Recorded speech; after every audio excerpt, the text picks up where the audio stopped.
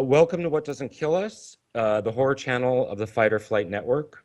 I I really look like I'm really pathetic. I know this. Well, it's fine. Like, some people are just listening to us, so they can't tell that you're reading. That's true. And we're That's true. totally not editing this out now. Yeah. So, welcome to our show. All right. What Doesn't Kill Us is the horror channel of the Fight or Flight Network. Join our diverse group of horror aficionados as we analyze, discuss, and argue about horror films, both old and new. We are a spoiler cast, so we suggest that you watch the movies before you listen to the full cast. Today, though, we're doing something different. This is part of our special topic series. We're going to look at John Carpenter's so-called Apocalypse Trilogy, which includes 1982's The Thing, Prince of Darkness from 1987, and In the Mouth of Madness from 1994. Now, it's Carpenter who put these three films together and labeled them an Apocalypse Trilogy, and they've been much discussed as such since then. The question is, would anybody have linked them before he did? We're not really going to challenge that so much as take a look at different aspects of the films, what does link them together, and what do we see sort of what themes are evolving through all three.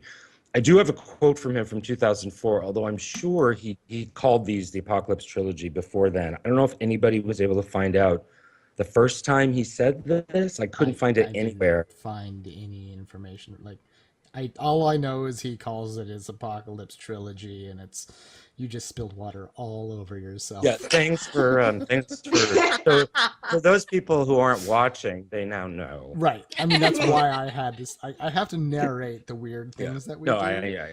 Just for everybody else. I do have a quote from 2004 in the Wall Street Journal, of all places. There's actually an interview with him about the re-release of Mouth of Madness. And he says all three of those movies are, in one way or another, about the end of things, about the end of everything, the world we know, but in different ways. And if you look at the interview, he goes into a little bit more detail about how each film is different, but not really very much, very superficial gloss on the three films. So we decided that we're not going to do three reviews or three analyses of the whole films because that would take too long, and we're not as interested in that as we are, like I said, in each of us taking a look at a particular theme as they go through. Now, he stated, and many, many people have also said about how these three films in particular have a lot of H.P. Lovecraft in them, and it seems to me there's more and more Lovecraft as the three progress. Would you say that, Monica? I mean, by the third one, it's like, well, you can talk. Yeah. I shouldn't even. I don't know anything because you're our local Lovecraft expert. We figured that you would give us at least an overview, right? Because it's all over the place. I haven't read every story either, I was like so, Kenda too, and like, I'm pretty sure we've all spent some time with Lovecraft, a little bit. Yeah. Wait. Yeah, but Monica and him are like besties, so. Right. Monica gets Lovecraft read to her every night before she goes to sleep. Right. Can you even imagine? just Lovecraft. I would marry your husband if he, or your husband to be, if I knew he was going to read to me. Him and Brady are already married, so it's kind of. Oh, that's right. No, their beards. Right. Yeah, their beards are married. Oh, sorry. So just so people know as they're listening, I think I'm going to tell you, and then we're going to move on to Crystal. Crystal, you want to wave hi? Crystal's going to talk about Carpenter's style and his use of music and his use of, I assume, cinematography, the camera, just sort of all the stylistic tropes that he tends to use and what makes Carpenter films and how that manifests itself in these three movies.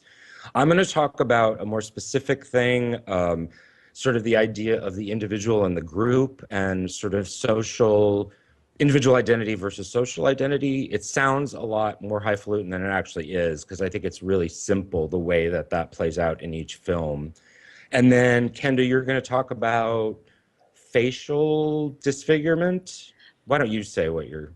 I was going to talk about facial mutilation and maybe the assumption that fire is a purifier, but I'm not sure. We'll see how it goes. Well, that's nice. And then Brady is going to... I'm just going to talk about how you're wrong.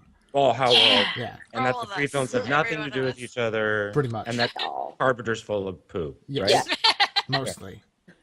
But you do like these movies, right? Oh yeah. Like, Okay. I was gonna say, there's no way Brady doesn't Oh. love Carpenter as much as I do. it's so much fun. So I just got back from Idaho, right? And I watched Potatoes. Mouth of Madness with my one friend that's huge into horror. In fact, she writes horror books and is currently making a horror movie.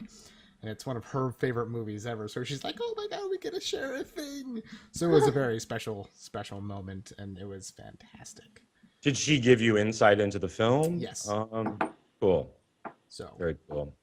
So that's basically what we're going to do. And if it goes long, we'll just split this up into sections because we all have things we want to say. And there are three, I would say the films each deserve a lot of analysis on their own. And with three of them together, it's pretty huge amount of material. And I think they're three of Carpenter's most complicated films, and there's a lot to be said about all of them and a lot to be said that hasn't been said. So Monica, do you want to start us off? I thought Crystal was starting. Like, make up your Crystal mind. No, I've Andrew said, Rock. No, Monica's starting. Mo- She's we've our said- Lovecraftian expert. Oh, he's just trying to I'd mess like us to up. say I'm not a Lovecraftian expert. My fiance is a Lovecraftian expert. But by um, osmosis. But yeah, I was like through. Butt to Yeah, mouth. yeah. Exactly. But That's how I absorb all my information. triple Apparently. poop. So I was just gonna go through and Oh, list God. all the Lovecraft references and things like that. There's not a whole lot to discuss in this. With the Thing, it's more like you said, it is really subtle in the Thing. It's more themes than it is actual like direct, like this is like a cult of Dagon or something like that. And mostly the themes are just like ancient evil from the stars is a huge Cthulhu, like a huge Lovecraft theme. Knowledge leads to insanity is a big thing with him. Paranoia is a big thing with him. Biology defying logic or science defying logic, what we know is huge with him. And then the whole like living in the ice and mimicking us is another thing. Like the aliens try to mimic us and try to blend in, but they never can exactly do it right. Like with sometimes it's just this really weird person that doesn't exactly know how to socialize, but in the Thing it's because they're literally like have two heads and stretched bodies and stuff. They can't quite get mimicking right sometimes. And then for a more of a stretch, I feel like it was reaching for, a lot of times in Lovecraft stories, the followers and the cultists end up being mutilated and disfigured, and they turn into fish people sometimes. And It happens. that is more prevalent in the other films, though, than it is in The Thing. The Thing is more just subtle themes that kind of make it Lovecraftian, and actually I never put it together until, Crystal, you said, like, oh, this is a Lovecraft Apocalypse trilogy, and I'm like, oh yeah, The Thing is very, very Lovecraftian. Yeah, it's a bit Mountain of Madness. Mm-hmm. Let me just But- back up. I know that most of the listeners, I guess we shouldn't assume everybody knows the movie. Can I just do the IMDb? Oh yeah, let's go through and explain. The No, Thing. Hold on. What? If you haven't seen The Thing, stop listening right know. now. That's a Yeah. pretty Go watch it. quintessential horror film. Right. Yeah, you should probably stop proceeding with living without seeing Yes. it. Like you fail at We're life, not, and but we're not everything- suggesting suicide. Well, Just Please, put life nobody. on pause until you can Yeah, finish that's it. what I'm talking Yeah. about. you Like, don't can't go to do work. anything else until you Don't watch feed it. Don't your go- cat. Don't go to the bathroom, even if you have to. Don't Exactly. drink Bring the iPad to the toilet. The Thing. The Thing is watch. from 1982, and it is a remake of a film from the 50s. But the plot synopsis is, it's the first week of winter in 1982, so it's set in the present. An American research base is greeted by an alien force that can assimilate anything it touches. It's up to the members to stay alive and be sure of who is human and who has become one of the things. Well, so that's the plot synopsis from IMDb. Right. And Also then based off of Who Goes There, which it's based is on the science fiction. Yeah. It's based on the short story Who Goes There Right. from a story collection or one of those. Oh God, see, I don't have this information because I completely forgot that novella. we should probably give it. It's really short though, and it's really bad. I thought the rating was really It was in bad. 1938's Astounding Science Fiction. There we go. So- And then what is the first film is The Thing from Another World, and What? it's from, do you have that information, Brady? So 1951 Thing from Another World. Ridiculous thing. What do you want from it? Like the stars or what? It was RKO Radio Pictures. No, it's directed. Well, people say it's directed by the producer of it because the producer's famous. No, the producer's Edward Asker and the director's Christian Nibby, whatever. No. Not that producer. Well, anyway, it's very different. It's a very loose adaptation of Who Goes There. This sticks more closely to Who Goes There, even though it does deviate quite a lot from the short story. Right. So I'm so sorry, Monica, for interrupting you. You were talking about all of those things that you mentioned. Were those are all from like different Lovecraft stories and different novels? Lovecraft stories. They're just themes that are very prevalent in all of his stories, and they were all in this movie as well. So this one, that's what I was saying. I mean, the thing is more, it's more vague with its Lovecraftness. The term you're looking for is cosmic horror? Cosmic horror, yes. But that's supposedly that's the word now. That's the phrase everybody uses to describe Lovecraft in general, right? No. Well, the Cthulhu mythos. Lovecraftian horror is very much cosmic horror. Yeah. Lovecraftian. Because I mean, technically, Aliens is cosmic. That's what I said. Right. But I wouldn't really. Lovecraftian horror is a form of cosmic, not cosmic being Lovecraftian. Lovecraft specifies like the Cthulhu mythos and all of that. So, yeah. Cosmic horror is just horror set in space, or to deal with space. My understanding is that Lovecraft's the bigger ideas, and I only know from reading about Lovecraft. I have read in The Mountains of Madness, and we should tell people so they don't get confused. In The Mountains of Madness is about research scientists in the Antarctic, right? So it's the same setup as The Thing, but strangely enough, Carpenter used that as the basis for the title of the third film in the trilogy, which has nothing to do with In the Mountains of Madness. That probably just confused people further. Doesn't matter. Right.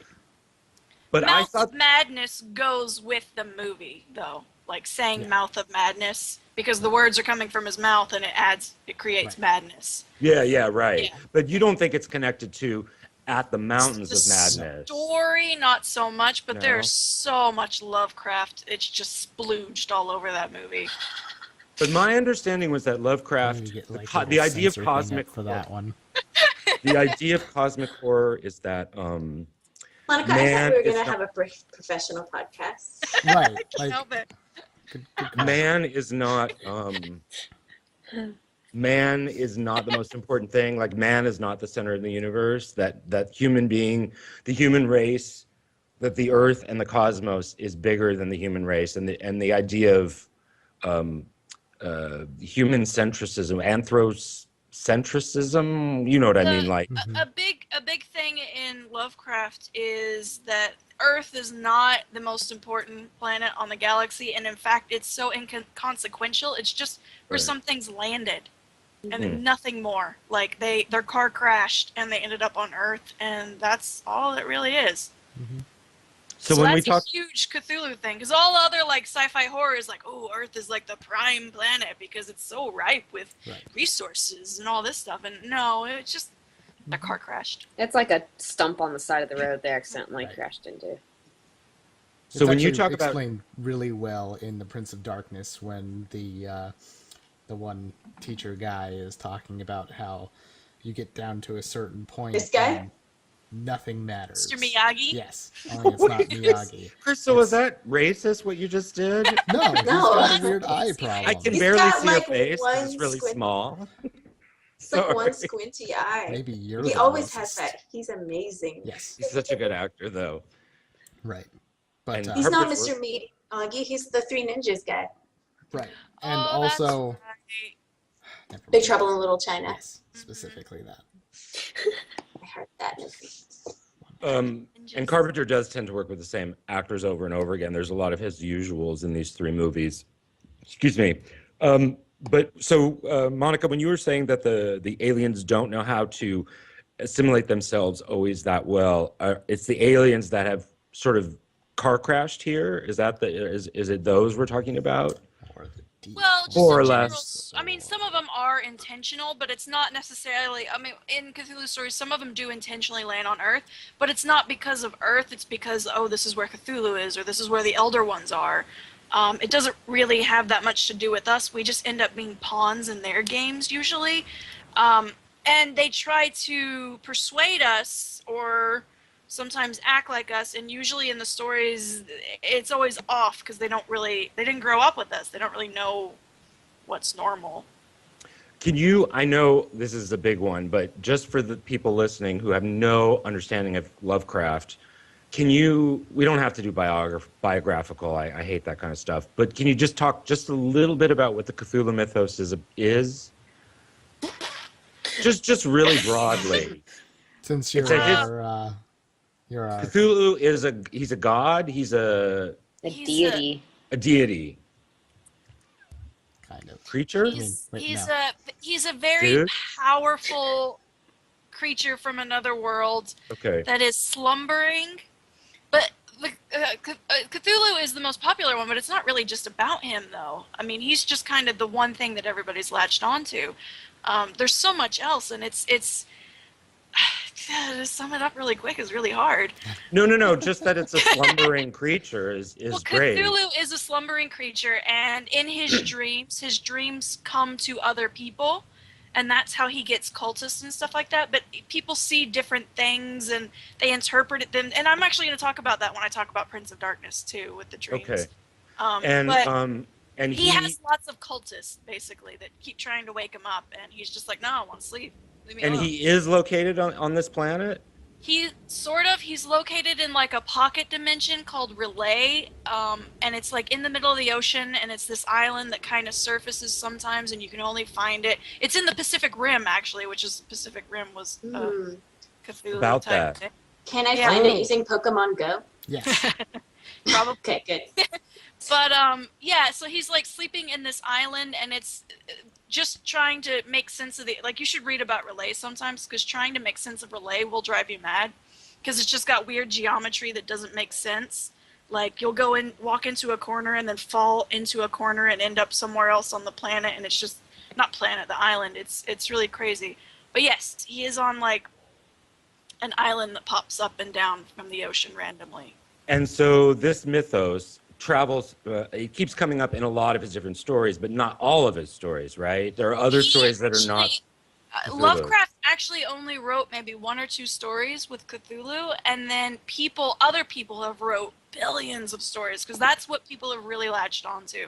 Okay. There are a few characters that people have like really sunk their teeth in, and it's like Cthulhu, it's the King in Yellow, and what's his name now? Nyarlathotep. Yes. The Black Pharaoh. That's what the Stand is supposed to be about. He's basically like the go-to trickster god because he's a bastard. But yeah, What's his name again? Nyarlathotep or something Yeah. like that. Nyarlathotep. Yeah, it's spelled Nyarlathotep. Spelling or pronouncing like the Cthulhu mythos names wrong is part of the Cthulhu mythos, because they're from another planet. We're not supposed to be able to pronounce them. Right. And you'll see him spelled so many different ways because he wants to confuse you, because your human mind is not supposed to be able to comprehend their language whatsoever. Or So them the in general. So with the So it's- Stand, you're saying that Stephen King has picked up on this, John Carpenter's picked up on this, like a lot of horror So much writers and Stephen filmmakers. King is Lovecraft. Right. So much. Like, What- and not even just vaguely. Like, he has a story called Mercy where he flat out pulls out the King in Yellow. Yep. But The King in Yellow is written by somebody else, right? Yes, Yes. it's actually written by. I have it in here somewhere. And that got really trendy from the television show, the first season of True Detective, right? True Detective talks a lot about The King in Yellow. You guys haven't seen the first season of True No. Detective? No. I only heard of the King in Yellow through Stephen King, and then I Yeah, got The that King in book. Yellow comes up and like it became a bestseller again because of True Detective. So you guys should watch season 1. It's I don't really even know what True Detective is. Me neither. You've I never just- heard Oh, of it? it's an HBO show. It's fantastic. Oh. They say it's fantastic, and I've stopped not to watch it because I told Matthew I'd wait. But it's Wait, been is that years. that one that just came out? Well, season 1 came out last year, the year before. It's the Oh, one with that's- Woody Harrelson and And Matthew and Matthew McConaughey. McConaughey. I had very mixed feelings about it, but other people went absolutely ape poopy for it. But season 2 is supposed to be an unmitigated disaster. So, but The King in Yellow comes up in season 1, and it's an anthology show where each season is a different story. So, anyway, it got- And that's today's recommendation. Monica, do you think that Lovecraft would be unhappy about the fact that so many people have grabbed No. Cthulhu and run with it, and that they've No. ignored all these other parts of his And work? actually, I do bring that up in my argument. Lovecraft actually pulled from other people's work and incorporated it into his own, which The King in Yellow wasn't his own. And there's a couple other things where he just pulled from other people's stories, and I think it was supposed to be this. I think he intended it for it to be something that grew organically and just kept. Like, the legend never dies. I think he would be really happy that his stuff just keeps growing and amassing all these new stories because it makes it more realistic that new legends keep popping up of, like, these guys are still doing their same old antics. And the old ones, tell us That's just really. Cthulhu. I did send you that little cartoon of that cute Cthulhu, right? The little icon Wait. thing is so cute. Wait, A long maybe. time ago. Anyway, what about the old ones? There's the old ones, and there's the elder gods and the ancient ones. And the elder gods are generally a force of good, whereas the ancient ones are generally a force of bad. But it's not necessary. It's more like doesn't care as much as it is bad. Indifferent to. Yeah, indifferent. And that's what, I mean, Prince of Darkness brings this up a lot with, like, matter, antimatter, God, and devil. That's huge in Lovecraft stories because he has, like, the elder gods and the ancient ones, and you're always trying to figure out, like, which is which. The elder gods are kind of like a cosmic, not really police force, but I guess I would call them more like Knights Templar or something. Like, they're generally the policers. So in the terms of The Thing, going back to the Carpenter movie, my understanding just in the little bit I've read and that I've heard and that I've seen, whenever there's a creature that's very tentacly and gooey, people say it's Lovecraftian. So do you think The Thing, am I wrong, or do you think The Thing creature in the movie is Lovecraftian in and of itself or not so much? Too vague? It is pretty vague. I mean, I know a lot of people generally when they do a tentacle monster, it is some sort of throwback, but I mean, it's tentacle. I don't. And the things, Maybe. the monster isn't so literally tentacles. It's like Yeah. stringy sinew and tissues coming together and guts that kind it's of a- do this. It's more like anatomy at crazy psycho levels. So you think that The Thing is just vaguely Lovecraftian in the Yeah. themes and in the Yeah. although The Mountains of Madness is about a bunch of men, again, At the Mountains of Madness novella is about a bunch of men in the Antarctic. They don't encounter a creature, but they encounter a huge sort of network of caverns and caves where the elders used to live or where they had touched down on the earth and then they disappear again or they go elsewhere, right? Okay. I just wanted to clarify for myself anyway. Brady, did you have something you wanted to add? Because I didn't realize you knew so much about. So many things. Okay. Well, Brady's You're all wrong. Brady hasn't slept in a long time, so Right. Yeah. So I'm just gonna give the IMDb of Prince of Darkness, and then you can talk about that, and I won't go back to the. So I'm sorry, you guys. I need it. Okay, here it is. Prince of Darkness, the film from 1987, which is even more Lovecraftian, right? And the plot synopsis is: a research team finds a mysterious cylinder in a deserted church. If opened, it could mean the end of the world. That's pretty close to the lamest plot summary I've ever read. A sinister secret has been kept. A sinister secret has been kept in the basement of an abandoned Los Angeles church for many years. With the death of a priest belonging to a mysterious sect, another priest opens the door, and that another priest would be Donald Pleasance, opens the door to the basement and discovers a vat containing a green liquid. The priest, Donald Pleasance, contacts a group of physics graduate students to investigate it. Unfortunately, they discover that the liquid contains the essence of Satan. I'm sorry, it just sounds funny when you hear it out loud. And they also discover that he will release his father, an all-powerful anti-god. So we can leave it at that, right? Yeah. Yes. Yeah. For the Prince of Darkness plot summary. Okay, so Monica, you say that there's even more specific relationship to Lovecraft's work Yeah, here. this one's far more Lovecraft than The Thing, and this was the one that once I watched it, I finally connected the dots that they're all three, like almost one story. Because I'd never seen Prince of Darkness until Crystal told me to watch it. I'd seen The Thing and I'd seen Mouth of Madness, and while I adored both of them, I did not see how they were both connected until I watched this one. And I think had Crystal not told me they weren't connected, I still probably wouldn't put it together, but it makes a lot more sense because it's like a gradual, this is the apocalypse, you guys. And it's like one is really small and really like isolated, and then the other one gets a little bit bigger, and then the last one is just massive. So it's kind of like this gradual bam, bam, bam thing. And I like that that's the actual order that the movies were made. It makes it feel like, yes, this was more intentional. Or he was just going crazier as the years went on. I don't know. But this one, yes, as soon as I saw the where they go down into the basement and you see the vial of the green goop, I immediately, like, that was perfect imagery for something Cthulhu-esque. Like, the down in the basement of a church surrounded by holy relics is this mysterious, unknown, glowing green goo. And it's really big with the conspiracy from the church, basically that they've been pandering to us all these years, and that Satan and Jesus were just aliens that were on opposite sides.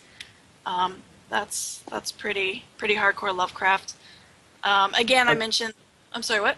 Oh, I was just gonna say it's the same idea of they were visitors from other places in the world, in space, and they just accidentally landed here. And they wooed us with their technology, so we kind of gave them godly properties in our legends and lore. And I think actually the Satan character in Prince of Darkness came here because his father was locked in an interdimensional prison. And so he came here to free him, but he couldn't because the technology wasn't here yet. And so Jesus came here to try to stop him, but again, tech wasn't here yet. So Apparently they basically... the technology is mirrors. Yeah, I know. They're like, they don't have mirrors, you guys. We don't know what to do. But And I hate to throw this into the works, but do you have any idea how the quantum thing, quantum theory fits into this story, the mythology that you're describing from Prince of Darkness? Because there's a lot of quantum theory spoken about in the film. Does it fit? Because if the technology is just mirrors, it's a little odd. Well, it's more pocket dimensions being traveled through with mirrors. Oh, it's a lot more like it's interdimensional travel, but they use mirrors to do it. I'm not exactly. I think it had something to do with she had to figure out that math code. It's because as soon as that lady figured out the math code, she became a zombie. So I think it had something. She got turned into a zombie and completed the code. Like, she didn't need to figure it out. I don't think it has anything to do with the technology. It's just they were hiding it from people. And now that the last person from the sect died, they don't have anyone actually being careful about it. And then the girl gets squirted in the face, and that just starts all of it. On the good side, they were saying they didn't have the technology to fight him yet. I don't know about why the bad side was waiting. I don't know what they were doing. Well, what is the implication that the church was trying to control it, or did they discover it already The in the church was canister? just trying to lock it away and keep it safe. Okay. Was somebody gonna? And then does Lovecraft get this specific? Is it? Does he talk about God and Satan as aliens? I don't know that he ever specifically says God and Satan, but he deals a lot with religion, possibly being more than we think it is. But I don't know if he ever directly said, like, Satan is an alien or God is an alien. I don't remember that. But I know he deals with faith, and a big theme with him, too, is actually seeing religion and science hand in hand and trying to figure out what's going on when it comes to Cthulhu attacking and how it fits in religion or not in religion, and how science can try to save it. And it's usually a mesh of both to try to fight it. And another thing I really like about Lovecraft stories is it's not usually, I mean, in movies we generally watch, I don't know, it's usually like military or detectives or someone who has a reason to be investigating and be like kind of really bad A investigators. With Lovecraft stories, it's usually like tax collectors and professors and not necessarily people you would usually put in those roles to be these great action heroes to fight the monsters, but that's what he is. And so I like in this movie, it is a professor and his students. And a priest. And a priest, yeah, and like were there nuns? No, there weren't nuns. Yeah, anyways. But there was a lot of students who were just like ordinary, normal grad students that were studying physics. That's kind of Lovecraft is more the unlikely person Heroes. to not necessarily heroes, but to be investigating. It's not who you would usually cast. Let's be honest, most of the heroes don't actually do anything other than just go crazy. You mean in Lovecraft stories? Yeah. Just about everybody does. Yeah, there's not really a hero. It's just it's someone hard that sometimes stop things from happening. It's very rare to be a person in a Lovecraft story and not in the story in an insane asylum. Oh, jeez, I didn't know that. Yeah. Yeah. Well, the more you know, it's like Scientology. The more you know, the crazier.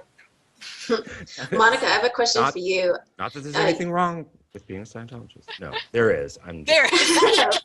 Anybody who's listening and you're a Scientologist, just stop listening. We don't want you. I want to interview you actually, so send me an email, and I want to set something up. You could say though that L. Ron Hubbard was like a third-rate Lovecraft, right? He was. Oh, yeah. He's like a hack Lovecraft. I mean, he was a hack science fiction Everything. writer, so Yeah, but a lot of his stuff, I mean, he's making up a lot of his cosmology stuff that. I mean, he was like almost like a Penny Dreadful. I don't know what they call him, like the pulp comic writer. Yeah. too. right. He did the same thing.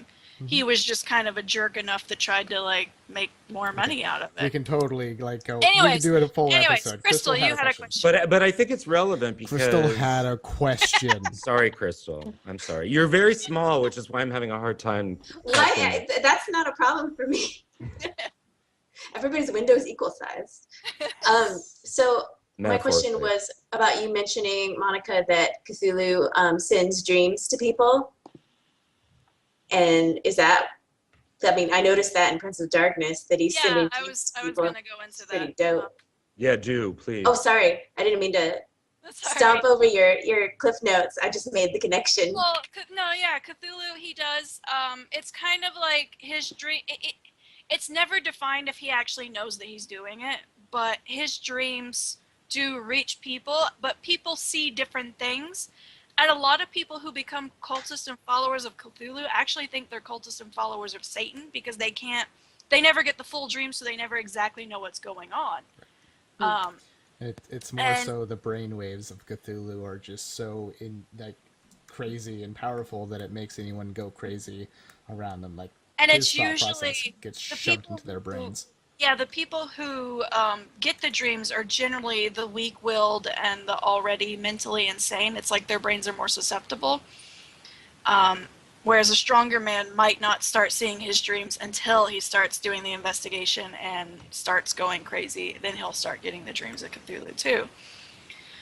And so yes, that is a big thing in Prince of Darkness. And I'm going to go back in my conversation a bit because I have we'll weigh these all things linked together. Yes, sorry. Also, that dream appears in a DJ Shadow video, BT Dubs. Who's It's like the the- clip from the movie. Oh, From- really? From Prince of Darkness? Yeah, I didn't know where it was from until I saw the movie. So. Oh, wow. Okay, yes, but there are a lot of Cthulhu references, specifically Cthulhu. For one thing, the thing that the priest constantly refers to the green goop as the sleeper, which is kind of a reference to Cthulhu because he's the one who's sleeping. There's even a line that says, "The sleeper awakens. I have witnessed his stirrings."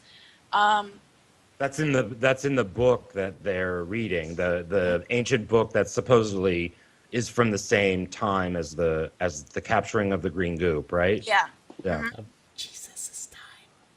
Yeah, Jesus is. Ancient text. Yeah. the one who awakens from the green goop is kind of making everybody crazy, mindless. And there's something else that I really like. I was so happy I picked up on it before my boyfriend did, and I was just like, score one for me. Alice Cooper. No. Yeah, The he's the symbol that appears on the woman's arm actually looks insanely like the King in Yellow's symbol, like really close. Hold on, I have pictures. I will add this guy. But I think they were trying to reference that the sleeper might actually be more the King in Yellow than it was Cthulhu, and Cthulhu is the imprisoned one, because it ends up like the King in Yellow and Cthulhu are actually related. I think they're like half brothers or something like that. What's the King in Yellow's deal? He makes people go crazy. Mm-hmm. But so does Cthulhu. They all make people Like, go crazy, but be he has a specific. special skill of just looking at you and you go crazy. And actually, his is a story. The King in Yellow is a short series of short stories. This is what Lovecraft took from someone else. He read a book of short stories that's actually meant to be a play, and he liked it so much he started incorporating it into his work. And the play is supposed to, if ever acted out, the play will summon an elder god if you act out this play, The King in Yellow, and just by acting it out will make you go crazy. And so I feel like the characters were being staged and acting out their parts, and as soon as they finished their part, they were killed off. As soon as basically we got what we needed from you, you were killed off or turned into a drone. And so I feel like almost the movie we watched was maybe one of the short stories in The King in Yellow, because they were acting out their parts trying to summon the elder god, which was the crazy hand that reached through the mirror. Man, I really wish that hand had been green. That would have just made my day, but it was red. I just want to back up because for those who haven't seen the film or okay, let me just ask a question. The King in Yellow, do you know who originally wrote that? I do have it here. But it wasn't Lovecraft. But No, it was it a wasn't series. Lovecraft. Yeah, Robert it was a Saint- short. It's a book of short stories. And then what did Lovecraft take from it? The whole The book. character? Well, he basically says that book, because that book is a play, and so in one of his stories, he talked about that play summoning an elder god, and the elder god technically is Hastur, which is a character in one of the short stories in that book. So he basically took a book that existed in the real world and made it part of his mythos by saying that that's like a sacred text that Wow. will summon an elder god. Interesting. Because he really liked that book of short stories, and Did he have a relationship with the author, or No, I think it was way before him. I don't it was remember. the guy who didn't? So, and he worked it into the whole Cthulhu mythos. Okay. So you're saying that we could see Prince of Darkness as one of those plays because Yeah, they're that's summoning. how I feel it's coming out as. Yeah. Because everybody's, I don't know, to me it just felt like everybody was just doing their role, and as soon as they did their role, they were just like killed off or goo in their face. So The King in Yellow was actually 1895, and Lovecraft would have been 5 around the time that Yeah. it came out. Right. Yeah. Because I think Whisper in the Darkness was like 1927, something like that. And Now, what is that?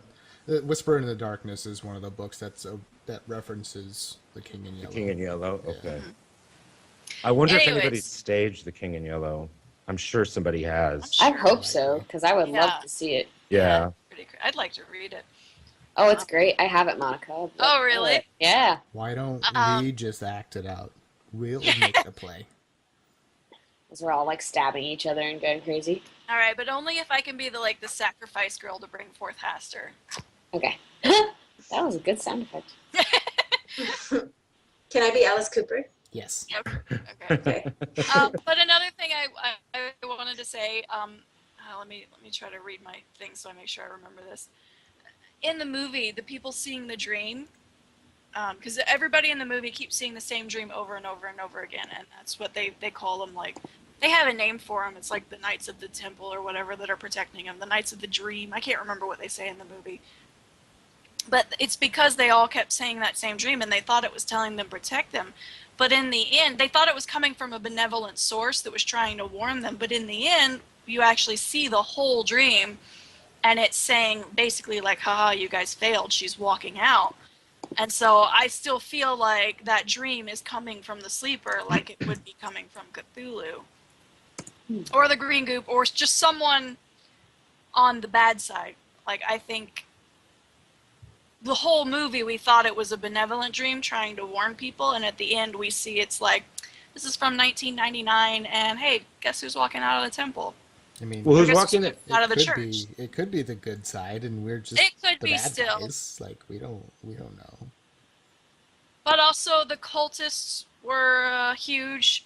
They're bigger in Mouth of Madness than they are really in this movie, but the cultists are a huge Lovecraft thing.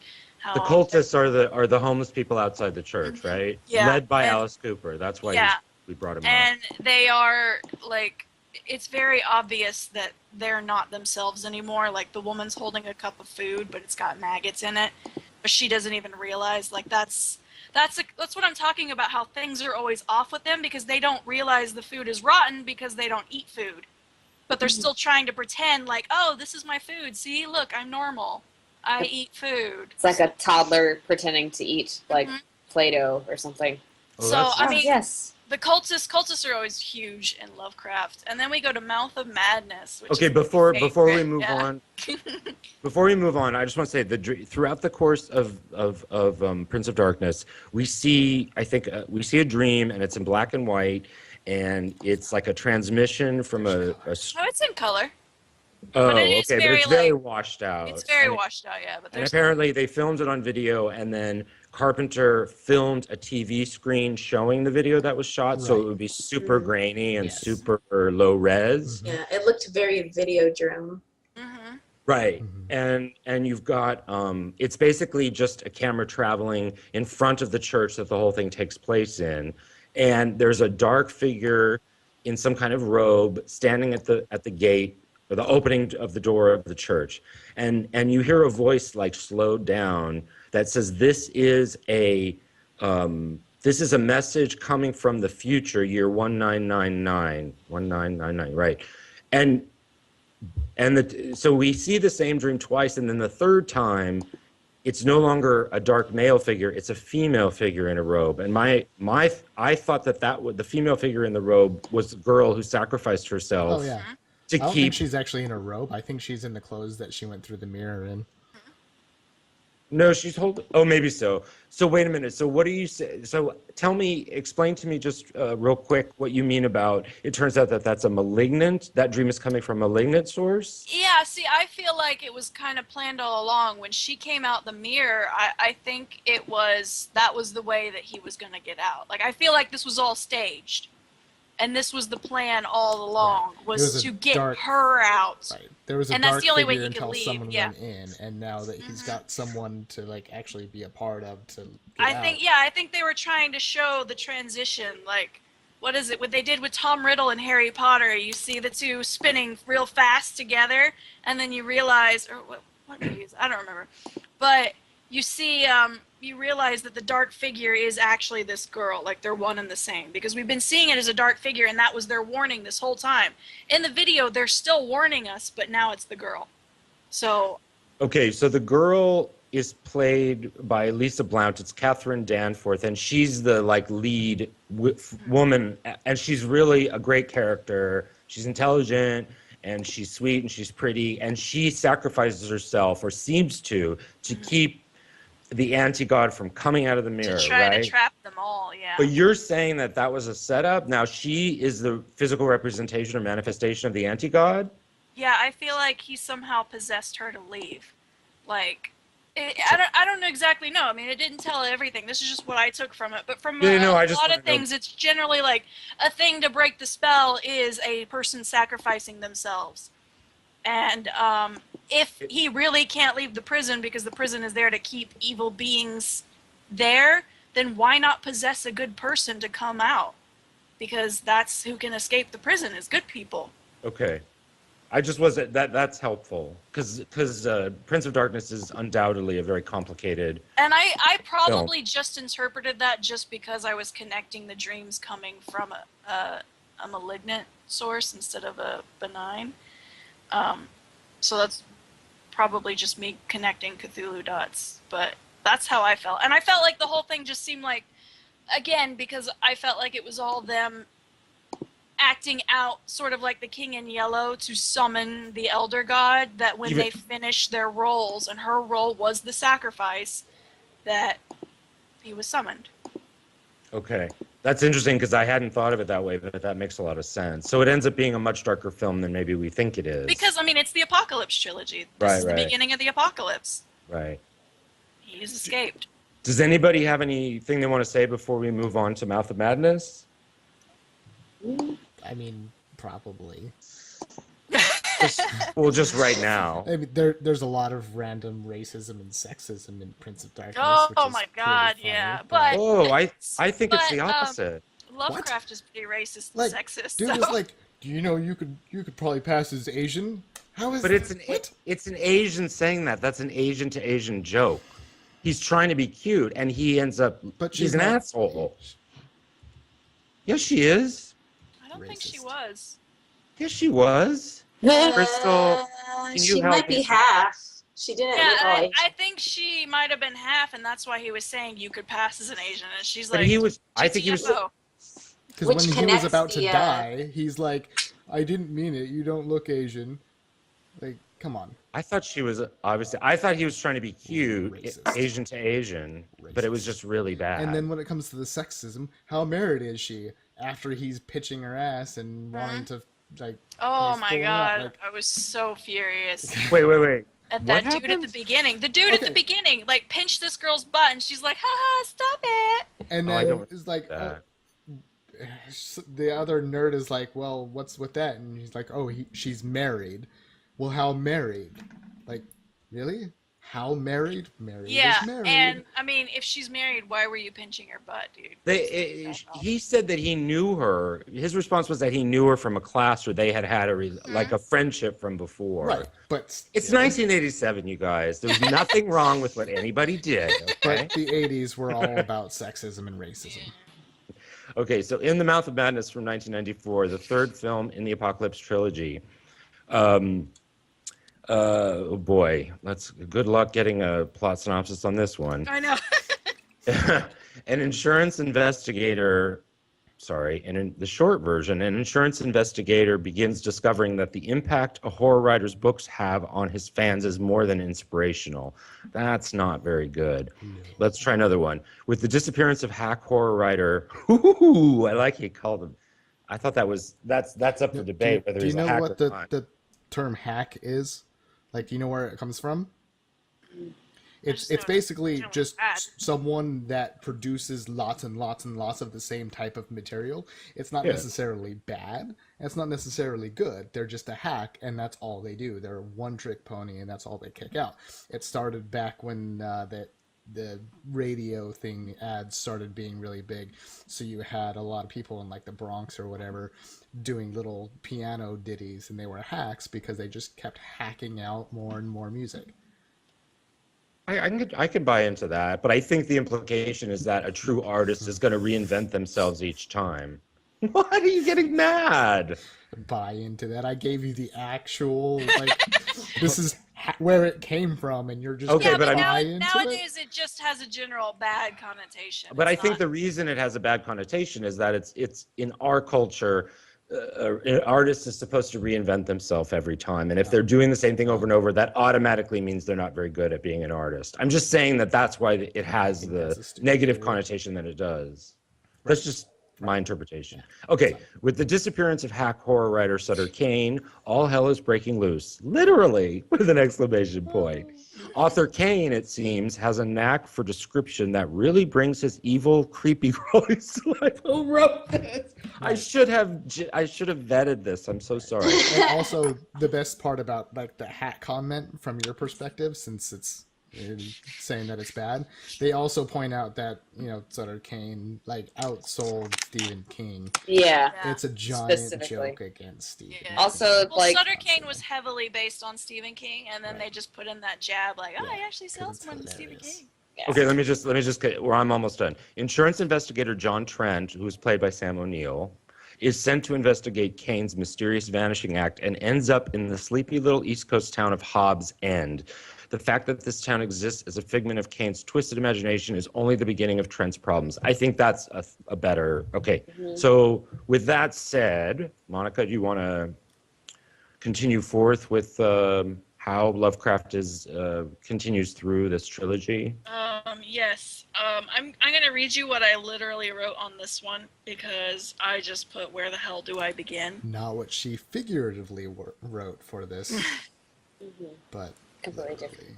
Is how the hell do I begin? It's literally wrote because this whole movie is pretty much just giant stamp Lovecraft on it. But a more specific little thing. With a screaming electric guitar. Yes, with screaming electric guitar. But underneath, where the hell do I begin? I wrote in all caps, everything. But anytime someone reads anything from Sutter Kane in the book, in the movie Mouth of Madness, the book pages that they are reading and what they are reading is always Lovecraft.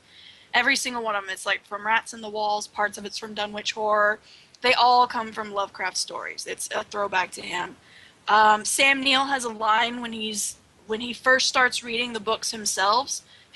He's not more than one person. he kind of is. Well, not at the beginning. Somebody corrected me, and I thank you. He says Kane's description is powerful, which is something. Oh no, he's saying that they're all cheesy and pulp horror films, and they should be awful.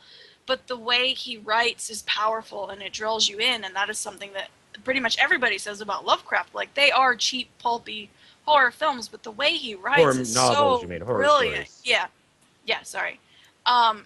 He starts with these like really intelligent, really witty, really smart characters, like clever, good at what they do, whatever.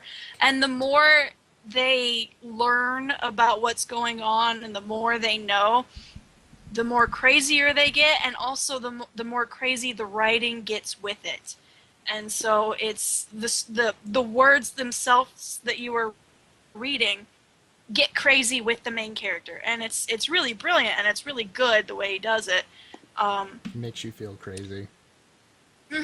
Every single one, everything he does, like I said, again, try reading and grasping the concept of relay, and just trying to grasp that will make you feel crazy.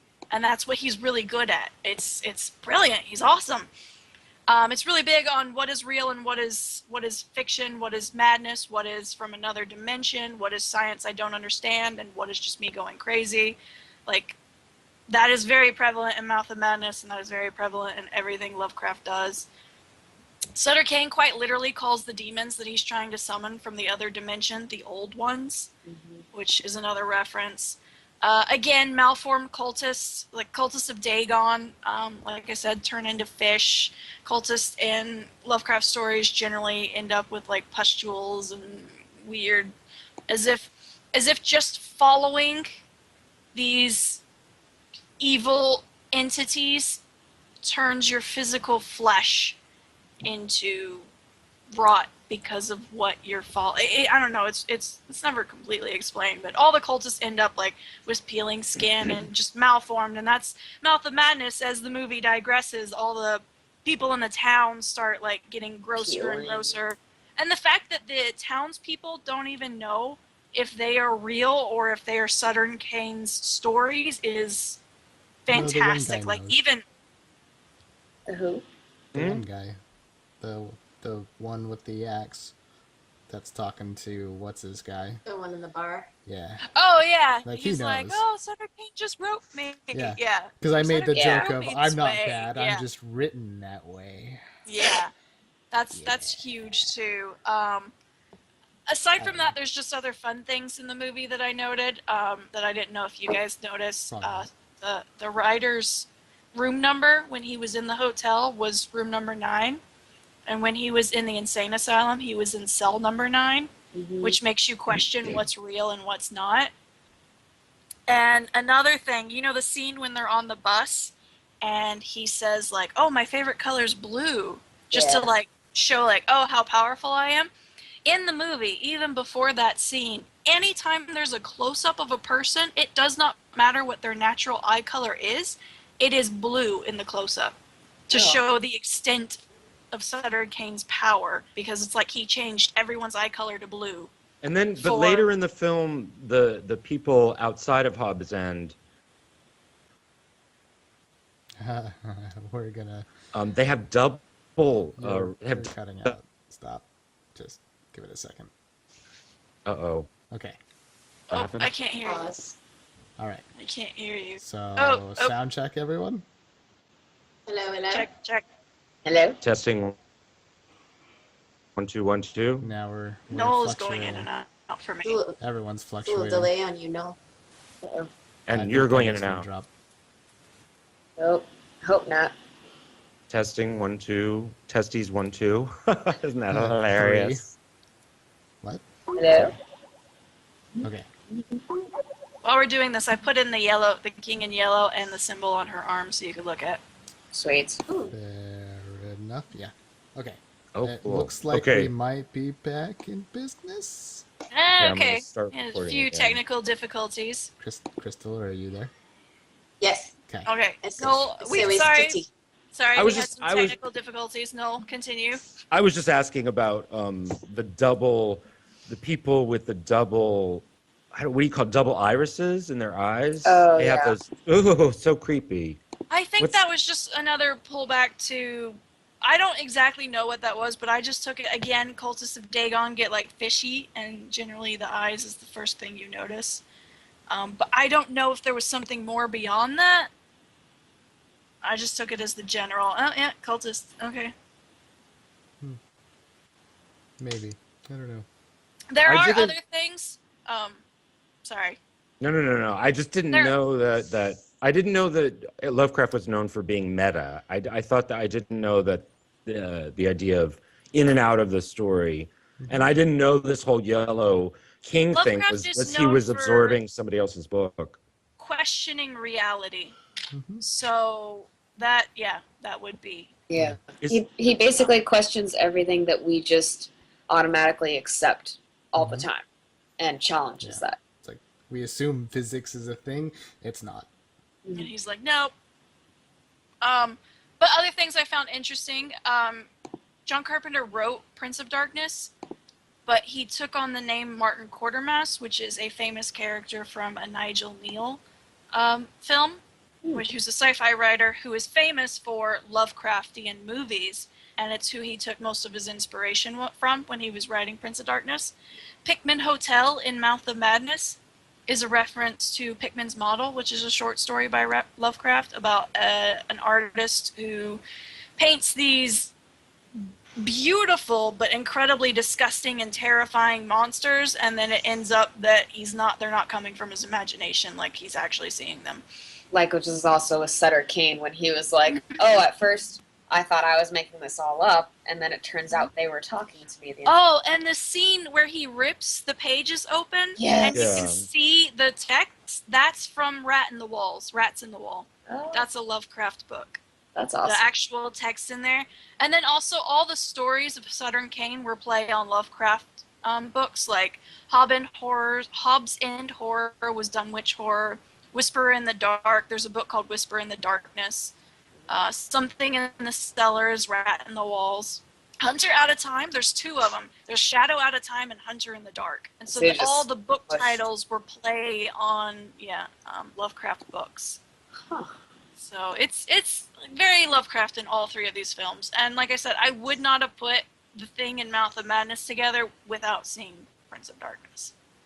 Makes sense. And then I go, oh, stars above. Wait, what's that? Cancel What's that that a reference reference to? finally makes sense. That's What is that a reference to? That's It's a a reference Kung Pao to Kung reference. Pao. Anytime anything makes sense, the character's like, stars above. And finally, it's like literally stars above. So they get increasingly more Lovecraftian, but as a whole, we're And they also get increasingly more epic apocalypse-wise. right. Yeah, it gets to the furthest point in Mouth of Madness. So does anybody have any questions before we move on to Crystal, or anybody have any comments before we continue That's on?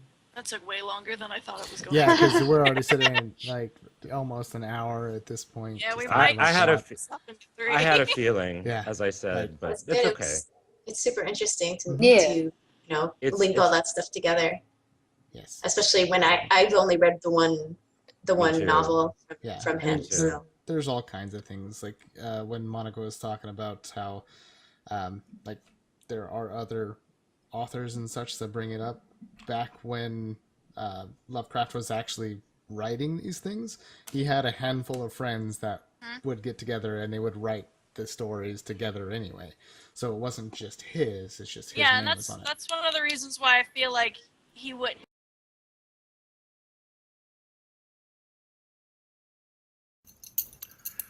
So let's talk to Crystal, or let's have Crystal talk about the 3 films in terms of Carpenter's style and music and other things. yes, personally, Carpenter's one of my favorite filmmakers. I think his timing had a lot to do with it as well. I mean, I don't think his films, and you guys tell me, like, I don't. Some of the stuff, I mean, he was on a tour, and he definitely like developed a lot of just horror style, modern horror style in filmmaking, from as early as Halloween. Very low budget, very very great use of setting up the geography of a scene. He does a lot of. Film is Ghost of Mars, so. Is that really your favorite? No, but I really dig it. It's such a bad I actually movie. like that movie too. Like, I admit it's a bad movie, but I really like it too. But you like a lot of bad movies. yeah. And so do you, Brady. Yeah. Yeah. I saw it in the theater. One of the things about Ghost of Mars that I always like, I for some reason picked up some Lovecraft themes on that one too, because like the ghosts, like we don't really know The if body those disfiguring. originally. We don't even know if they were Ice originally Cube. actually Martians or if they were just a different thing. And just Ice whatever- Cube is Lovecraft right there. Is that what you're saying, Crystal? pretty much. Yes. Ice But Cube. anyway, so So Crystal, you Right. want to continue? sorry. Yes, he's absolutely sorry. He's absolutely like a great mind when it comes to efficient filmmaking and filmmaking that really, kind of has this kind of textural quality to it Mhm. that I don't know if you guys feel the same way, but my heart just explodes with nostalgia when I hear the first note. It usually begins with a musical note, his films, and it's usually one of his own, with the exception of The Thing. He does his own synth and rock scores. That it's great way to do it too. I think he's the reason why Robert Rodriguez was able to do a lot on his own as well, because he was kind of paving the way for filmmakers like that who want to do everything and for less money, and he would have more control that way. Mhm. One of his most iconic shots I've found in probably most every single film I've seen of his, at least the classics, is a shot staring out a window at night, and all you see is a shadow of some creep, or the potential of there being a shadow of some creep. They do that in The Thing. Yeah, I was going to say it's in And the in thing. Prince of Darkness, it's in there. I think a lot. it's I in don't all. remember it in Mouth of Madness, though. I think Well, it was you in see the them Asylum. out the window when the dude smashes the Oh. window and says, "You read such a cane." Or Um, when he's in the loony bin and Yeah. all the lights go out. And the hand reaches in through the window. Yes. All Mhm. that. Or when they check out the window to see the black church. Yes. Yeah. That's a really cool moment. I just love how he looks through windows to see the surroundings. He's also very good, like I said, of setting up the environment. So he tends to have a lot of films set in smaller locations, Like Mars. and like Mars, and it sets your spatial awareness up, so you know where things are. Could be coming and going, and you're very familiar with like the Antarctic expedition bunker, whatever that's called. You're very familiar with the church in Prince of Darkness, and you're you get more and more familiar with Hobbs End, especially with the, reiteration of, they can't escape and they keep coming back to the same area. Where's the church? Out what window? Which I think is just great. And all of his other movies, like, they set that up too, like Assault on Precinct 13 and Halloween and The House. And Escape from LA. it's just lovely.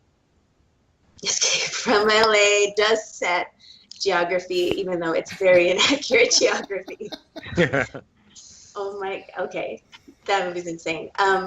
I love how he does, he was one of the first directors to do like very suspenseful framing, such as, there's an iconic scene in Halloween where you see Jamie Lee Curtis's face waiting for something to come out, and then there's like a shadow behind her, and it's Mike Myers, and that's one of the first times we see something as scary as that framed up, and I think James Wan uses it a ton now. It's just kind of a stylistic thing that I feel like a lot of directors owe to him for getting those kinds of scares. He's very good at his violence and exploitation, of course. And he also, he tends to have, his story structures tend to be much like a Western, in that it's kind of a legendary gunslinger like Snake, Snake Plissken, I thought I heard Escape. you were dead. That's Escape from New York, just so people know. That's what. Yes, I mean, that's Escape from New York. Yeah. Or, They're all kind of blue collar type heroes. Kurt Russell, just working men, and they tend to be the heroes of the story. I or did at least enjoy in the thing that it was like the pilot who was the hero and not like the commander, not the scientist, not The nobody doctor. else that would have usually made sense. It's like, no, it's just the pilot. absolutely, yeah. Right. One thing about you were talking about the framing and like his actual like shots. His lighting is ridiculous in every good and bad way possible. I think that really sets him apart too. What do you mean in what bad ways? Every bad way. Okay, Can you be just a little more specific about what you mean? I feel like his style is rather brilliant for right not ever having a budget. Right. So that's what I'm saying. Like it's good. It's amazing in the bad ways. Like when he can't do the lighting just right, so he'll just like make a blob of lighting, and it brings your focus to where it needs to be anyway. It's ugly, but it's a lot exactly of what these he movies needs. are very 80s, but they're like the good side of the 80s. In the sense of. Well, it's developmentally like of its time. Mhm. So there's a lot of smoke machines for atmosphere, a lot of, I would say kind of neon color palettes, like blues in the thing, just rushing through the fogs and the fog. And I don't know, and you guys can help me with this, I don't know if his aesthetic, without being in the time that it is, would have worked as well. I don't think so. But on the other hand, like I was saying, when he didn't have the means to get a certain lighting, he just made his own. I think if he would have today's technology, he wouldn't have resorted to those camera tricks. Exactly. Like, I don't know if you guys have seen his latest film, The Ward. It's 2001 or something? 2010? Yeah, I think it's Something like that. 2010. It's not great. Did I watch it with you and Matthew? I think so, yeah. Yeah. It's not great. And I was missing a lot of the things that make me, as soon as I hear like a sound clip from a John Carpenter movie, I'll like turn around in delight because it's just kind of a... Something I really enjoy about his films is he knows when to be ridiculous and he knows when to be serious. And I feel like a lot of horror movies today get that wrong. They're either way too serious all the time, or when they do try to be ridiculous, it just doesn't work. And Mhm. he always kind of balances that really well to keep it lighthearted and fun, something that you're going to watch because it's fun, but also to get the seriousness and the terror as well. Like Yeah. vampires, there's I so many agree. like really corny moments Oh, with so vampires, ridiculous, but but then it's yeah. always this tense sort of atmosphere throughout the entire movie. Mhm. Yeah. And Escape from Escape from LA is ridiculous, but Right. Escape from New York Goes is a pretty little good too far. balance too. Yes. Math of Madness is a little bit on the verge of extreme too, but it's kind of the point of that movie. Right. I mean that one, like, that is in fact the point of it. So I think that one just it gets a Pass. pass. Yeah. The more I watch it, though, the more serious it becomes for me. The less goofy it is, and the more grounded it is. But Yeah. it's taken a few watches to get to feel that vibe. I think it's because But you're Chris- starting to Crystal- see yourself in as the main character. I think Me Brady's saying personally, you're or going any- crazy. Or anybody who watches the movie. You specifically. Crystal, is there anything specifically about how he utilizes his techniques in these films that jumped Oh, out at you, or do you see an certainly. evolution? I don't know if I necessarily see an evolution here because you would have to see Halloween for his style to. We would have to be talking about Halloween basically to see that kind of stuff. I'm not sure if he's inventing much except for The Thing. I think is a real triumph in special effects specifically, and it's probably I'm taking a guess. I'm not sure of this, but I think The Thing is probably one of the largest budget films he did in that time. I think Um, almost ever, because he had full backing of a major studio, and then because of the reaction was so negative, I think he never got that again. Which is so ridiculous. My to me understanding, that it had negative reviews. It's amazing, and every time I watch it, I'm like, this movie works on every level. In every one of these three films, he has his own score, except for The Thing, which is Ennio Morricone. I think so. Wonderful, very similar to his style anyway, which I is a think- lot of. He didn't mix in any of his own with it, because some of it sounds like there's a mixture, but I don't know, I don't know. It just sounds a lot like something like that Carpenter would create himself. Yeah. Anyway, Yeah. like just like a synth bass, boom, boom, Yeah. boom. Yeah. Like it's fantastic. Math of Madness just starts with a screaming guitar score with the little printing press montage at the beginning, which I adore. That totally There's- shocked me, because we had, at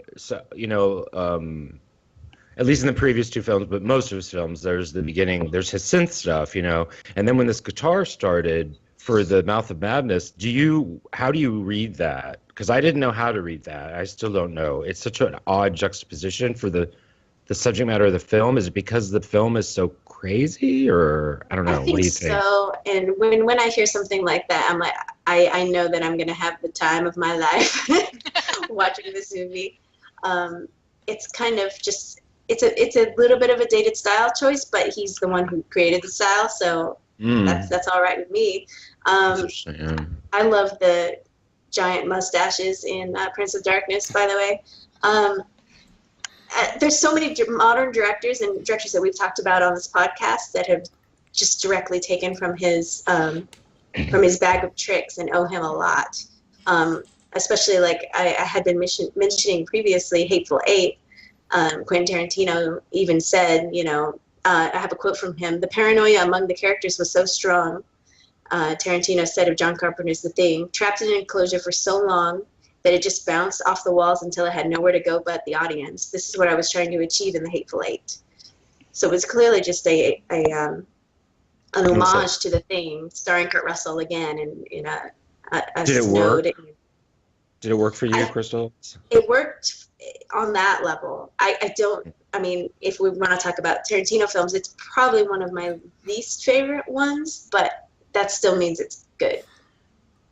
It's definitely worth seeing. Right. And it has a great score by Ennio Morricone. If I'm saying that correctly. It Follows is another film that's just very John Carpenter, very low budget, low key, neighborhood shots, very much like Halloween. A lot of very the monsters in it are common. There's a lot of paranoia surrounding you. It's fantastic. The Guest is clearly a Carpenter throwback, including a score that sounds similar. I had also written down the video game Alan Wake is very much Mouth of Madness, where a horror writer. Lovecraft too. Very It Stephen is. King, very Lovecraft, very Carpenter. Yeah, it starts with a character that is in a kind of a Twin Peaksy Pacific Northwest town, and he's a horror writer, and gets lost in his own story. Basically, it's a pretty cool game. Reservoir Dogs is a little bit like The Thing in that they're just a few dudes in an enclosure, very paranoid. Attack the Block is very Carpenter. The chase scene is wonderful. And then I have The Raid, Judge Dredd, which is basically the same film. All kind of Assault on Precinct 13-esque. And then the same with Green Room, which recently came out. That is just amazing use of the techniques that Carpenter have built. And I think it really gave filmmakers today kind of their stylistic, he's like their stylistic goal, as it would be for me too if I was actively making films. He's one of my favorites, and if you guys are interested in his music or like his music at all, you should definitely check out his solo albums called Lost Themes and Lost Themes 2, where he talks about how his grandson helped him figure out the computer recording system. And it's just like, it just sounds like you're in a Carpenter film when you play it. I'm not sure But it's if great. I would enjoy that. Oh, it's great. Freak out a little bit. Well, you It's so might funny. start Might be fun. seeing the alien people when you put on the glasses, but Right. It's so funny. I saw them at the theater.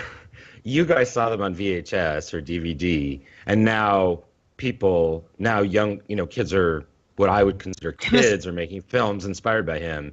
But it's so weird because if I was 10 years young, if I was closer in age, if we were closer in age, it's such an odd thing to have these films that were not taken serious at the time and were not, considered. He wasn't considered an auteur in any particular way. He wasn't taken seriously. And I remember seeing The Thing at the theater and thinking, this is something special.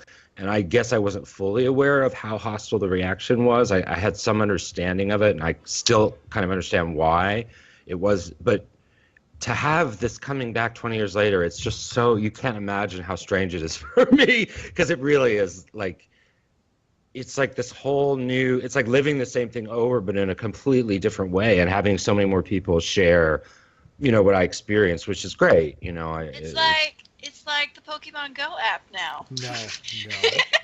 I don't know. This I don't know because I was too old for all that. So it's like, there are certain things, we link up on and certain things we don't, but it's interesting how much effect he's had, because I was riveted by his work in the theater, you know what I mean? But he would get reviewed, but people weren't writing books or articles or discussing him as some kind of inspiration. It was like, I think Hitchcock, he himself is the blue collar hero that he features in his films, and that he's just doing his job. Yeah. And he's doing a freaking great job at it. And you know what? Upon multiple viewings, it never lets up on how fun it is and how much fun he's having while making them. And I think that's a quality that is missing on, probably some 80s director that was acclaimed at that time who kind of doesn't really have as much rewatchability. I'm not sure if maybe that's just what it is. People just don't realize until decades later, like, oh, this movie's great. I love watching it over and over and over again because it makes me feel good. And I almost wonder if at that time, this kind of low budget horror, nobody thought, and this was happening in Hitchcock when he was making his films. My understanding is that people aren't watching it for, they're not watching it for layers. They're not watching it for density. They're not watching it for even technique necessarily. They're not watching it for all the things that you're talking about we look for now. You know what I mean? Like, it's a different, it's a disconnect, because the things that his films has aren't necessarily what people were keying into or interested in, and those weren't necessarily the things that were making money. Of course, nobody knows exactly why Halloween, he doesn't understand why Halloween became a phenomenon, just like Hitchcock didn't know why Psycho became a phenomenon. Right. What? I just said it's amazing, but these directors were like, people weren't going to watch them to see all the fancy stuff. They weren't being cerebral about it. They were an auteur. It wasn't an auteur audience. But these directors were literally inventing the techniques. Like they're the ones that made it work. They're the ones that just ran with it. And if it wasn't for them, we wouldn't have some of the filming techniques that are popular in some of the the good movies, as it were. The big, especially practical and economic techniques that he developed. Mm-hmm. Absolutely. That indie filmmakers wouldn't have access to without his ideas, or would come across in a different way. Some Sorry, things Brady, I had to interrupt. No, you finished the thought, so it's good. Sorry. Does anybody else have a favorite Carpenter moment? I mean, like I said, I think his stuff is more relevant when it's featured in the 80s because of its, or 90s because of the charm of the time. Absolutely. I think my favorite thing is when it comes to music, because I've talked about the music in various movies before.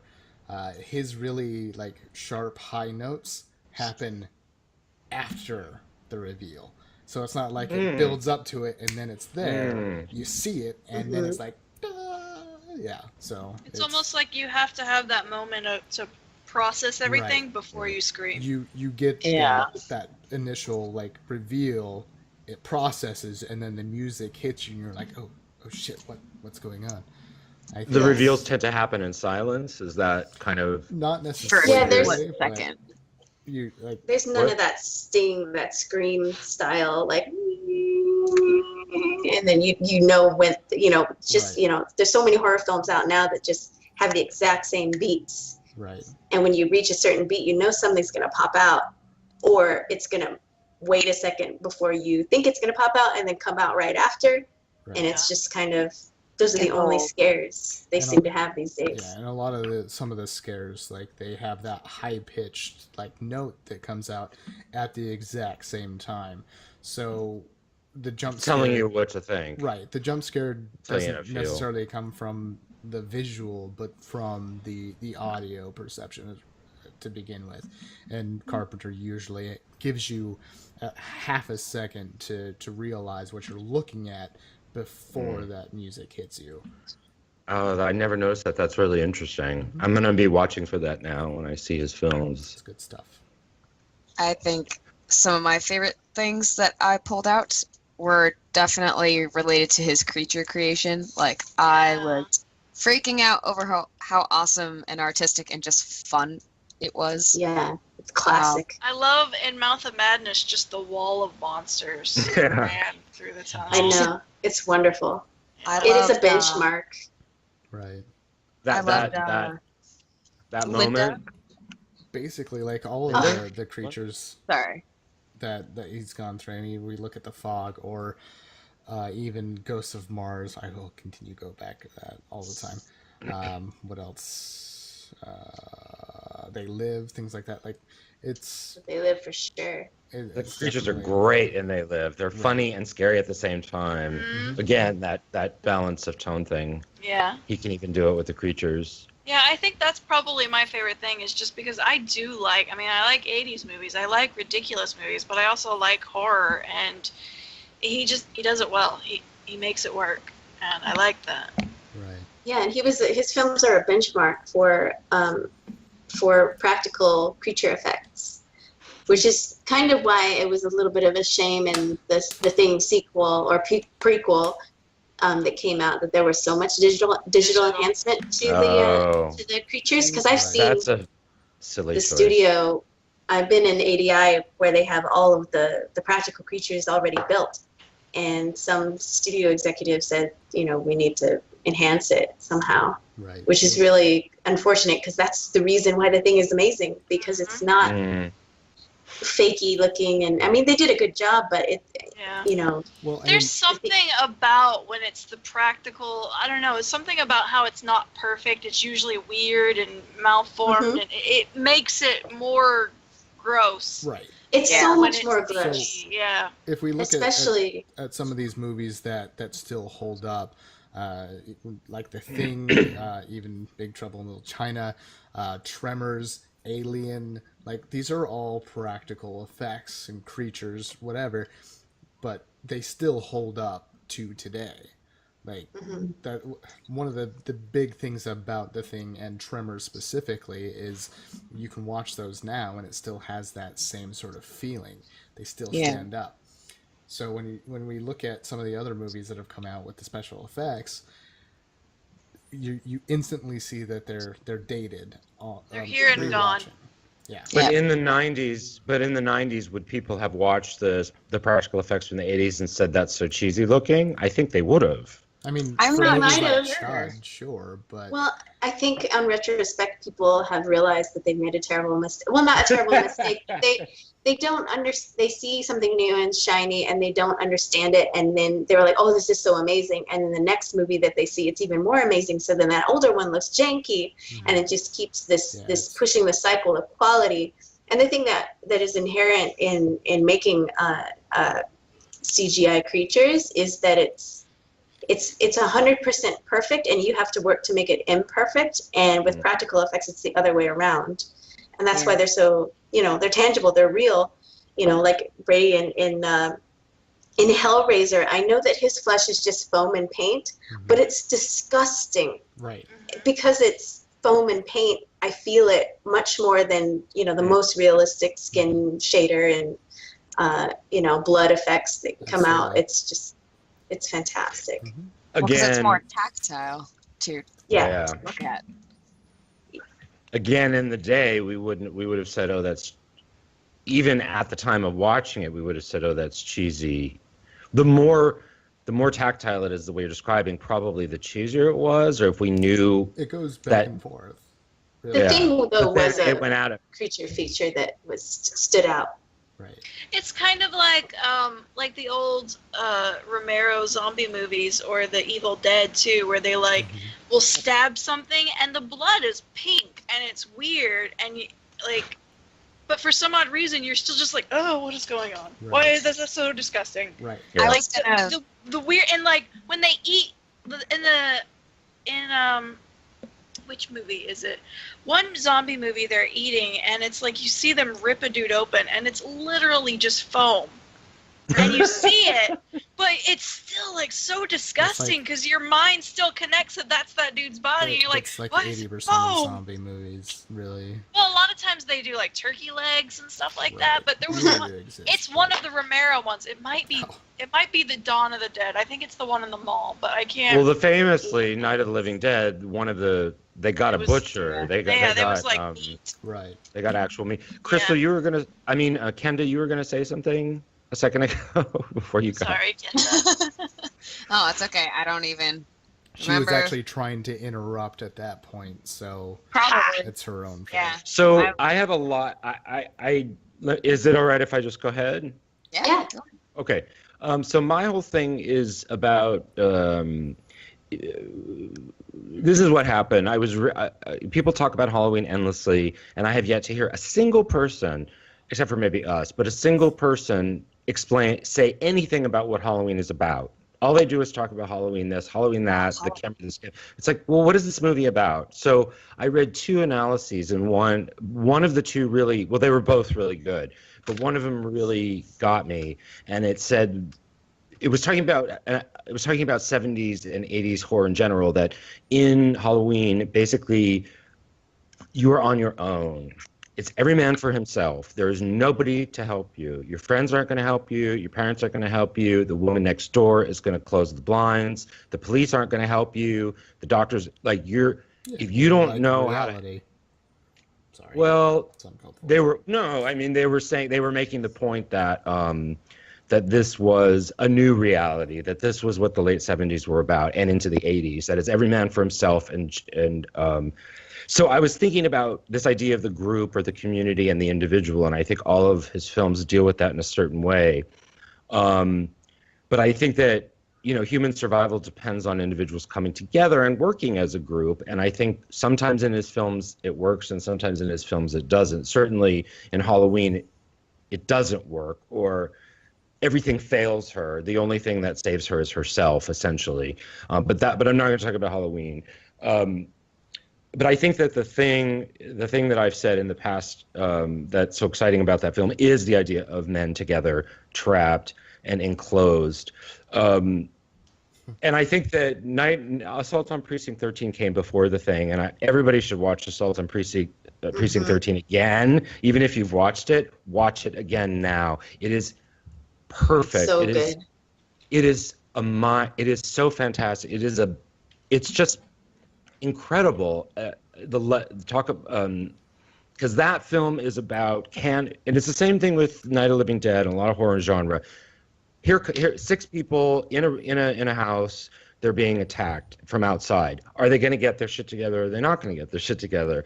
And it's not always that simple, but certainly that's what Romero's doing with Living Dead. He's saying this is a mini society. How is it going to work, or is it going to work? And in Assault on Precinct 13, it's super grim. It's terrifying, and in some ways, Crystal, I would say it comes out on the good side. I would say that there's a triumph at the end. Just a couple of people survive because there's so much mayhem and death and killing. I also like how in both Night of the Living Dead and Assault on Precinct 13, I think that they kind of feature African Americans as heroic figures, which I think is very important for the time. And the thing that's interesting about The Thing is, with those two films, the dangers from outside, with The Thing, the dangers from within. So it's even more challenging. And the question is, are these 12 men? And it's interesting that it's 12, like 12 angry men, or you could probably find all kinds of symbolism with 12. But are they going to get there? Are they going to get it together?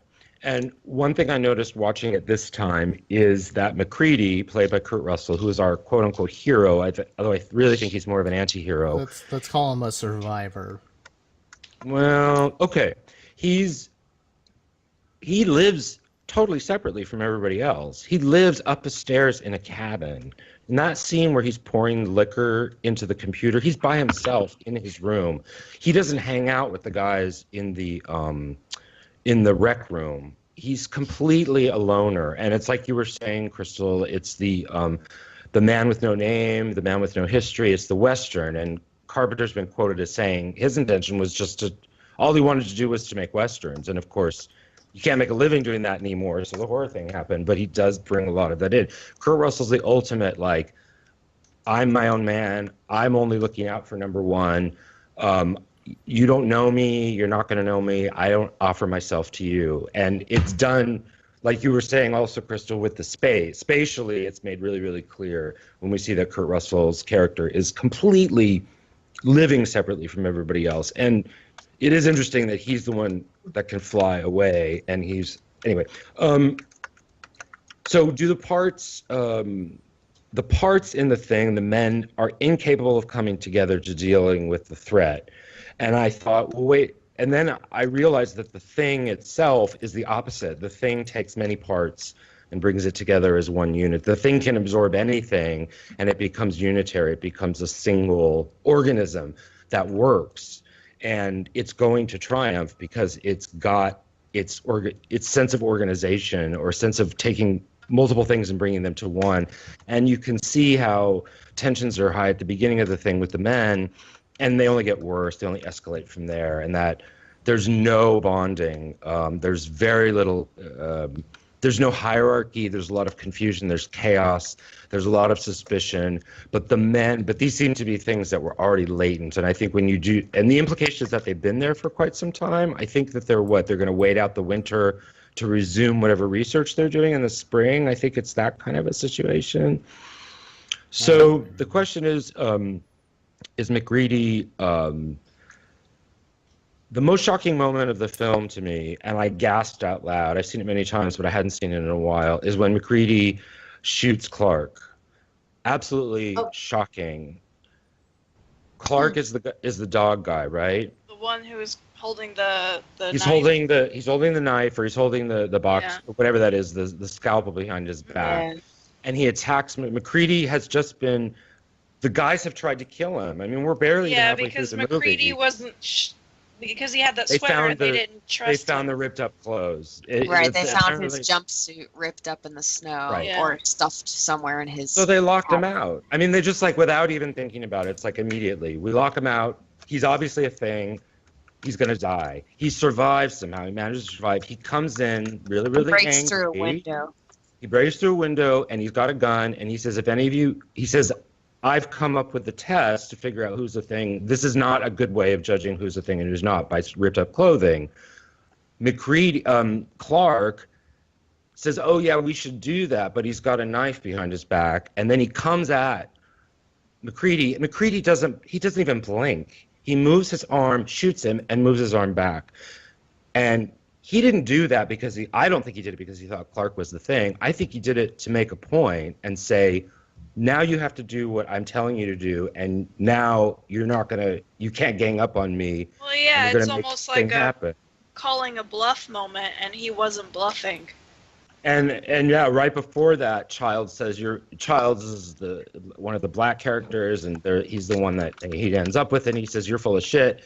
And but he already called his bluff. He brings the gun to Childs' forehead and cocks it, and Childs says, oh, I guess you're not kidding. And then Clark comes to him and he shoots Clark in the head without even a second, and Childs says, you're a murderer. And he could care less, he doesn't even respond.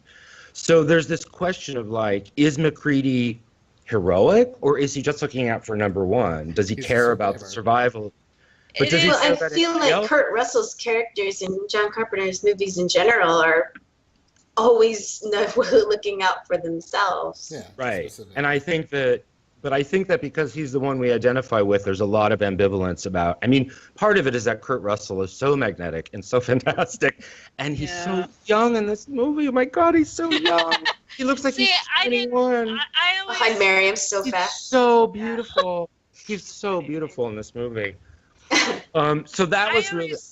Oh, sorry. That's okay. I'm just going to try to get through this quick. So this idea but the men aren't going to survive. McCready's looking out for number one doesn't really work. He's not going to survive through it. So I don't know what they should have done. Maybe there were no other options. But clearly, if this is a test, can any of these men come together and figure this out? Which they do in the 1951 movie, of course. Mhm. In this movie, it failed. They're doomed because we can see these guys have no sense of how to be together and how to work together. McCready only takes the lead because he's the loudest and the scariest and has to prove it by killing somebody, Well, So I there's thought a that was scene really- where other people wanted to take the lead, and he was really the only one that was willing to do it. Because everybody else kind of went, "No, I don't want Yeah. to." No, Some Childs people did. jumped up and they're like, no, hell no. Yeah, not Oh. Childs. McCready says to him something like, "Oh, we need somebody who's more stable or more Like, balanced." even tempered. It's like, "Oh, excuse me, you're the one who's See, I don't think even tempered. That's crazy." I don't think he wanted to do it. I think he just did it because everyone else was. Because dumb. he's a cowboy, and Yeah, that's kind of. what cowboys do. Exactly. It's like- So the question is that good for the society or not? I think you can argue it both ways. The question is, and what I'm really interested ultimately is the idea of self-sacrifice, which comes up in Carpenter's films. When McCready realizes, when the three guys that are left or whatever, is Libby stuck outside? Yes. Hold on one second. It's his wife. He always leaves. Yeah. Sorry. And locked out and just. Where she All right. belongs. When It's like- McCready, the other most shocking moment is when Gary says, McCready, when they decide that Bennings is probably a thing, he says, McCready, I know Bennings, I've known him for 10 years, he's my friend, and he's almost crying. That's the only moment in the film where any man expresses any connection of any emotional content to another man. That's shocking. of course these guys are doomed. They don't even care about each other. I mean, they have no feeling for each other. At least that's what I Because ultimately they're ended up. men. They're You know, manly. They're I cowboys. They're No. cowboys. I was gonna say it was interesting too, Noel, when you brought up the whole scene with Clark about to stab McCready with the scalpel, because you also mentioned that Childs was trying to call McCready's bluff, and then Clark jumped in, and I didn't see Clark jumping in as actually all that random.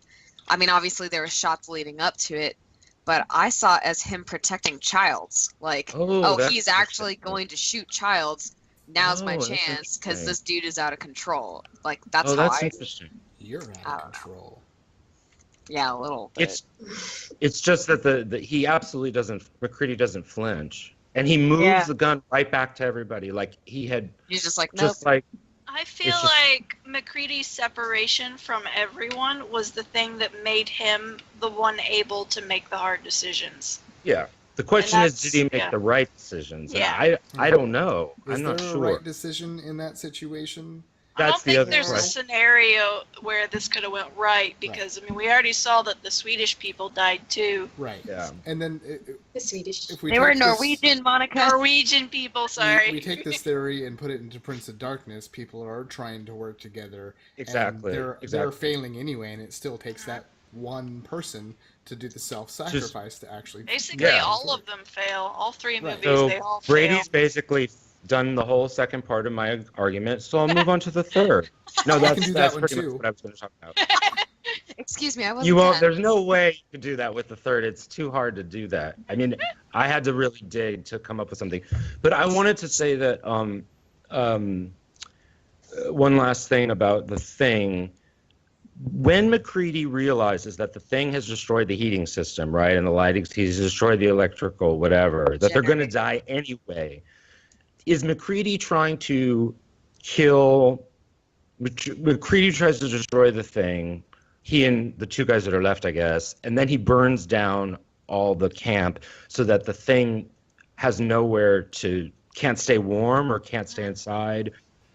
So do you No, think it that wants to freeze. It wants to just go back Okay, to it sleep. wants and to freeze. burns That's everything right, so right, it right. can't freeze. Oh, that's right. So is McCready?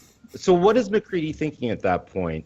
He knows he's going to die, right? That there's no Right. possible way that anybody can come rescue them before they freeze to death because there's no heat. Right. So is he becoming a hero at that point? Is he becoming self-sacrificing at that point? Yeah. Because he could do nothing, right? I since think it was he- at the point he. Sorry to interrupt you, Noel. No. But- That was just a question. Yeah, he was bringing, like, Childs is like, oh, well, then the rescue crews aren't going to get to us in time. We're going to freeze. And McCready's like, well, isn't that a good thing? Like, maybe we shouldn't let them rescue us. And that's kind of the turning point. So do you think McCready changes at that point?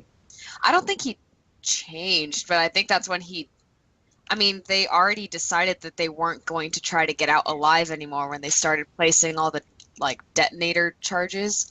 So Yeah. It was still a part of the plan. It's just the plan changed, and he still was just like, I don't think we should survive this, And- basically. We get to see the story essentially from his perspective, his point of view. Right. So he is the only one. Like he knows that he is not the Thing, and he knows that he is the only one essentially that is completely not the Thing. So at the end, it's like, well, you might be the Thing, so let's just all die together. I have heard the theory though. There's so many fan theories about who's the Thing at the end. Oh my God, people are crazy. But you knew that already. I mean, we're talking pages and look at pages and pages of. But I have actually heard the theory that McCready is a Thing at the end. But I don't really care. I don't think it matters one way or the other. I think But I it kind don't- of has to be McCready or Childs because they're the only ones that didn't get burned.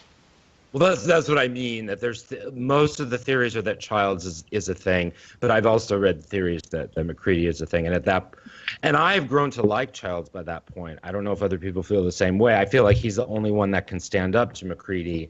Right. And I want to say it's not accidental that one's black and one's white. I can't say much more than that though, because I don't know how to read it beyond that, except to say that doesn't seem like an arbitrary choice. I don't know. Although. Yeah. So the next one, basically what Brady said, I think that in Prince of Darkness, there are three communities. There's the students. There are the homeless people outside, or the cult members led by none other than Alice Cooper. Huh? Schizophrenics. And then the third community is actually the Catholic Church. They're there, but we just don't see them. We see a representative of them. And I think it's interesting that the character's called Priest, apparently in the credits, that he stands for all priests. And the same, I think that it's very funny in a way to just moving away from the Lovecraft thing to say, okay, we've got the history of the Catholic Church, they've got this tube full of this toxic stuff, and they're trying to keep a lid on it, and it's spraying out, and they can't. Hello, and that was like what, 20 years before the child abuse scandal broke. I think that Carpenter hates the church because the same thing happens in The Fog, that the fault lies in the hands of the priest, and the priest is actually, the priest in The Fog is willing, Hal Holbrook is willing to sacrifice himself because he knows that the zombie, wait a minute, what are they there? What do they have? They have They're pirate ghosts. they're pirate ghosts, Yeah. but they're leprous pirate ghosts. Right. That he knows that the leprous pirate ghosts are his fault, so he's willing to sacrifice himself. Donald Pleasance's priest in this movie, he fucking hides. He hides while shit is going down. He does. That's how I read it. I couldn't believe it. And then at the end, when what's her name, as we've said before, sacrifices herself to keep the anti-god in the mirror, he throws the axe at it. So it's like, well, I don't know if the girl who jumped into the mirror to stop the anti-god from coming expected him to do that or wanted him to do that. And he says to the head physicist, "We did it. We really did it." And the head physicist, what's his name? Victor Wong, the actor. He doesn't say anything because he's like, "Yeah, whatever, dude. Actually, that girl died for it, and you say we did it." And he just waited for somebody else to sacrifice themselves and then sort of put the nail in the coffin. I mean, he was So- kind of trying at the end, but then he just failed miserably a lot. So I think that the Catholic Church is really in some ways the demonic force in the film, at least from my perspective. I think the that fact that they knew and were just lying to Right. people all Right. those years. I think the fact that the students are the only functional, aside from Assault on Precinct 13, I think the students in this movie are the only functional community that I've seen in a horror film, or maybe in all of Carpenter's films, because the fact that they try to save the guy who made the Asian joke, he's obviously set up as the jackass of the group, the asshole, the creep, and everybody's fighting to save him, or the ones that are left are fighting to save him, and they do save him. And I thought, okay, Carpenter sees students and these guys who are knowledge seekers as like they can work together and they can extend themselves and they can sacrifice themselves for a greater cause. But He does something similar in Big Trouble in Little China. The group It's a long works time. together. yeah, so I guess That movie's I guess awesome. that happens in Same guy yours, too, isn't it? Yes, yes, it is. The one guy from Big Trouble in Little China. It is. Victor Wong and the younger guy. Mhm. Yeah, and also I think the homeless people are a functional community, but they're a malignant one, obviously. That to me is like a model of fascism, basically. The anti-god is like a dictator, and they're just it's a very clear hierarchy, and Alice Cooper's the leader of them, and they do exactly what they're told. So I think that there's that kind of community also going on, or I think that Carpenter's juxtaposing all of these possibilities about how groups of people can do their thing, positive or negative. And the last thing I want to say about, I'm almost done. There is a love story that I know is very unconvincing in Prince of Darkness. Yeah. Is the reason that what's his name? Brian. Mustache Man. Mustache yeah. Man from Simon and Long Simon. stash. Long stash. When he reaches into the mirror, I think he has an idea from the dream he had that Catherine, who sacrificed herself, is now the new anti-god. Is that why he's reaching in, because he misses her or he wants to be back with her? Or is he just like curious? What is the ending of happening? I'm wondering if it's dealing with madness again, because we have the priest who, even though he knows the truth, goes back to, oh, it was our faith in Jesus that got us through this. Yeah. And then this guy is like, wait, mirrors? Like, I think I don't know, it could be he's trying to wonder if he can reach out to her, or if it's like he doesn't know what's real anymore. It's mostly Yeah, that, and because it's like a dream within a dream within a dream. I don't think he's in love It's with curiosity. her. I mean, I think it's, yeah, I mean, this is somebody that you had a crazy adventure with, and that's an insane thing to have happen. I mean, he and if I stalked saw her a a mirror little bit. later, I would be like, I yeah, he wonder was if kind of a weird creep about that. But Oh, the other thing is that the theory, the quantum theory, is exactly about things falling apart, or things that you think are solid coming apart. He says, matter is solid, but when we go into, groups of molecules stuck together, but then when we go into quantum physics, none of those things, there is no connection. So I think, again, even metaphorically, there's this question of groups and individuals, just like I think that the thing in the thing is the ultimate unity, right? It can absorb anything and still survive as a single thing. I think things are a little weirder. Things are very weird in Mouth of Madness, but I think the important thing is that we see the general population at the beginning, the people waiting in line to get the Sutter Kane books, and I think it's established up front that we're pretty much fucked, that any group of people are unruly and dangerous, that they're not together waiting for Sutter Kane because they're not like talking to each other like Sutter Kane fans. They're like ready to turn on each other already. So I think the whole notion of a functional group or a functional population or a functional social system is like out the window from the word go with Mouth of Madness. And I think that, and at the end you hear that radio guy saying, don't trust your friends, don't trust your family, going back to the paranoia of the thing. And so things are already out of control. And John Trent, played by Sam Neill, is very much, it's a restatement of who McCready was. I'm my own man. I work for myself. All these, I'm an independent insurance. I seek out the lies, and I don't believe in anything but that. And I don't, he doesn't even go for the sex with the girl, and he won't work for any other larger entity. And he's a real asshole. I mean, I think he's very much presented as an asshole at the beginning, and far less attractive a character than McCready was. Because the cowboy aspect of him he's a creep. He's like a selfish creep rather than like a heroic loner. And so, I was thinking about it. I think it also makes Mouth of Madness much harder to stick with, because we don't have a character to follow that we like, or that we want to be with, or that we identify with. So,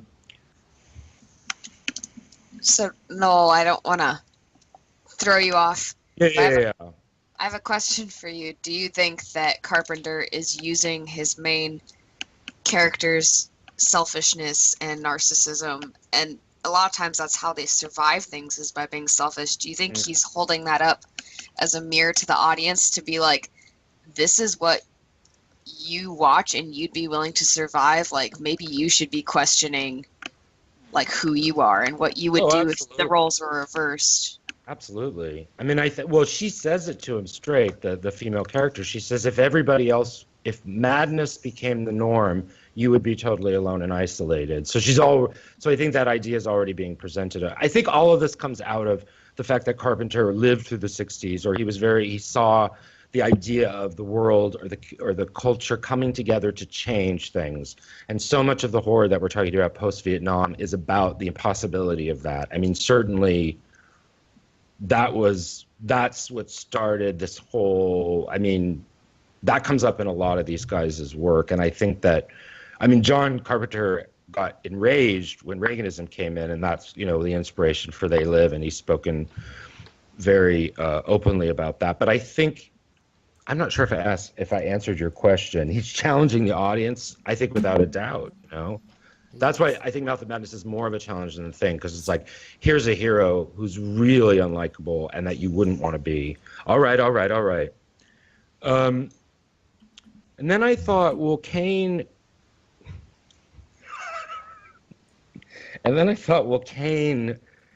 is just as isolated and narcissistic, and he controls everything. He controls the world. So that goes into what I was just going to say, based on like Kenda's question, is it's kind of a reflection of himself, because he takes so much. He has his hand in every part of making the film. He does everything, and that's how he gets things accomplished. Yeah. So he is kind of Sutter Kane in the end, like what he makes. But I think he gets to make the reality. Absolutely, but I think they're both, like, I wouldn't want to be either John Trent or Sutter Kane. Sutter Kane has all this power and control, but he doesn't seem very fulfilled or happy or like somebody you'd want to be or even spend time with. Like, he's not even interesting evil. He's just person. They're the same person. I mean, it seems to me that it's a double portrait of Carpenter, that it's two sides of Carpenter, and I think that on the back of Kane's head that's never touched on. Oh yeah, that's well. interesting. Technically, the lady touched on it when she was making out with him. But not whatever. I think that was just part of his possession. Maybe he's not entirely Sutter Kane anymore. He's part Elder God, part Sutter Kane. Right. But they never. I thought that look at it. They're just like, look, there's a thing on the back of his head. And forget about it again. I'm almost done. Do you think, is there any moment in this movie where John Trent could have sacrificed himself to save the world? No. And I was thinking when he's running through the tunnel and he's being chased by all those creatures, if he had let those creatures eat him, then nobody would have been able to bring the manuscript, right? No, that's Sutter Kane's power. He would have somehow corrected it. Right, like, the fact but he said that it had to be John Trent to deliver the manuscript. So if he wouldn't have run, nothing would have happened. Like, he still would have been ejected from that world, from Hobbs End, and he would still deliver the manuscript. That's it. Right. But if he had run, anyway. But when all the creatures were chasing him, if he had stopped during the chase, right, he would have just and been thrown him. So so they really weren't a threat? No. Or what if they chased him out of Hobbs End, which that's what got him out. But really, if he would have just stayed there, he probably would have just ejected him. It was just an idea. I couldn't think of any place where John Trent could have helped. The one thing I did notice. He did try, because he was trying to not deliver the thing. He tried to burn it. And then he just did it in his sleep or something. So he was trying he's not in control of his own mind, so there's no way for him to do it, even if he had good intentions. Right. The one thing I did notice is that he wouldn't hit Styles with the car, even though he knew that she was part of this weird world and she might have been a fantasy. He actually swerves the car, so I thought, okay, he's done one good thing. I think that the film, it's these two characters that are the same, and they're, it goes from I control everything to I have no power whatsoever, and it just goes back and forth, and it's like there's nowhere to go with any of this. And I think that the end is clearly the film breaks down essentially. We're not watching. When he goes to the movie theater to watch In the Mouth of Madness, it's not the film. It's like the film in bits and pieces. It's like cinema's ending, and basically. It's not in the right order or anything. Yeah. So it's interesting that the church in Prince of Darkness is called Saint Godard's, and that's a reference to Jean-Luc Godard, who's an extremely influential French filmmaker who started in like the late 50s, and he's still alive. He's still churning it out, and he's inspired. He's one of the most important figures in cinema, and I know all of Tarantino. Tarantino considers him his god. He named his company after a Godard film. And Godard did a lot of films of just people hanging out in enclosed spaces, so I think that's why it's referenced in. But there's a famous there's a great Godard film from like 61 or 66, I can't remember, called Weekend, where these two rich people go on this rampage, driving around for the French countryside and like killing people and getting into car accidents. I'm almost done. And the end credits, and Dart plays with end credits, and it says at the end of Weekend, because the film falls apart in Weekend, like characters from novels show up and start reading from their own books, and like this guerrilla warfare, like the story collapses, and at the end it says fin du conte, end of story, and then it says fin du cinéma, end of cinema. So I feel like that's what's happening at the end of, and it's not really related necessarily to my themes or anything anyone else has talked about, but it seems very clear to me that Mouth of Madness is the last testament, and I don't think he made another good movie after Mouth of Madness. And I think that as a double self-portrait, it's the ultimate. I think that it's Carpenter's last. I think that it's Carpenter's final. I think it's a self-portrait, and it's a self-portrait with cinema, with the ending of cinema in a way. So that's a big swerve, but I can't help but see that it's more than just the end of the world. It's the end of cinema, which is kind of the end of Carpenter, which is Carpenter's life. Is a thing afterwards, so no. I'm being a little bit unfair because I haven't seen all the movies after Mouth of Madness, but I do think that the more I watch this film, the more serious he means it. He's not kidding around. This film is dead serious about what all the things that it's doing. Something I was thinking as you were talking, Noel, and I'm not exactly, it's just a theory I just came up with right now, so I don't have anything to back it. But you were talking about the selfish characters and all that stuff, and I'm wondering if Carpenter was just trying to say, like, he always followed a selfish character because you want to follow the person who's going to survive. Right, the whole survival thing. And so all the good characters in his stories usually ended up sacrificing themselves somehow, because that's what a good guy does, is sacrifices themselves for the greater cause of whatever. And so he followed the selfish people because those are the ones who live. Oh, right. We go back to the whole martyr thing. Yeah, I don't know really if that's what he was going for, but that's really, really smart. Seems legit. Yeah. And I think it has to do with Carpenter's relationship. I mean, any artist, Carpenter wants to be Sutter Kane and control everything, but at the same time, then you have to ask the question, well, am I just doing this for myself, or am I actually affecting the world? And I would think, it just seems like the classic questions that artists have to ask themselves, hard questions about what they're doing and why they're doing it, and are they just getting off on their own thing? Seems to me Carpenter wants to do more, but of course, the frustration of doing it within the horror genres. Yeah, there's some, I don't know what he would say, and I hope this isn't too, it's just, that it's just not an accident. You're having a conversation in your own head right now. I'm sorry. So I think we're going to cut you off all right. right then and there. And all right. Yeah, so that's the... Sorry, guys. Oh, no problem. Sorry, go ahead if you had a... No, I don't have anything. I just wanted to bring up one note that in Prince of Darkness, talking about the quantum theories and physics and stuff like that. I remember the main character, she brings up the thought experiment about the cat. Schrodinger's cat, yeah. Yeah, which is a real interesting. With it. Yeah. Perception is everything. It's that you don't know whether the cat does not exists as alive or dead because you don't see it. You're not there to observe it. But I think that's a commentary on religion in general. It's technically alive and dead at the same time because you don't know. Right. Well, the experiment is you put a cat in a box and then put poison in the box, but because you don't see the cat. Like uranium? Yeah, it was something like radiation or something. But because you can't see the cat, until you open the box, the cat is neither alive nor dead until it is witnessed. Right. Mm-hmm.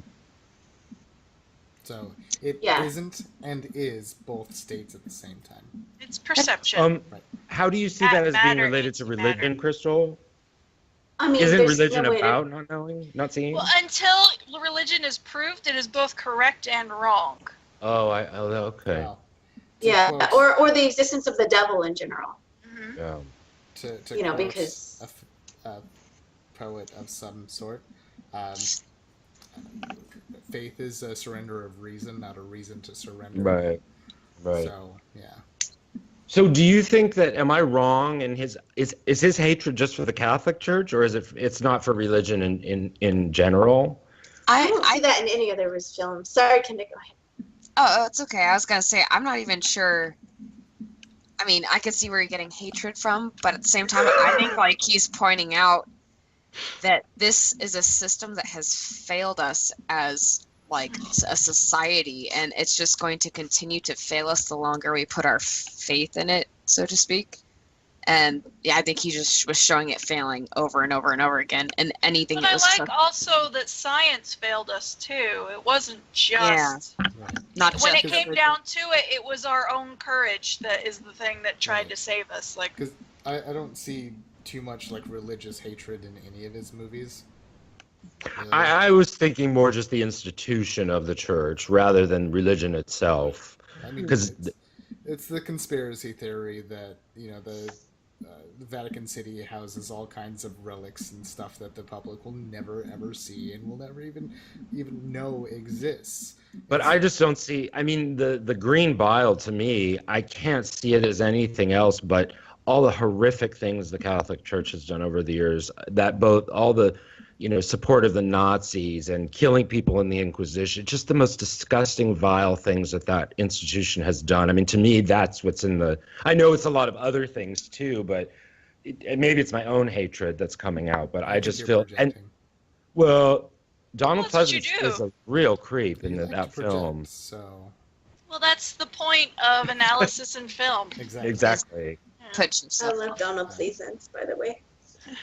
You what? Oh, he's I so love Donald fantastic. Pleasance. Yeah, I don't know. I think Is it supposed to be Pleasance? I don't know Doesn't how to matter. say it. It's Doesn't matter. I pronounced love him either Cthulhu. way. Okay, Kinda.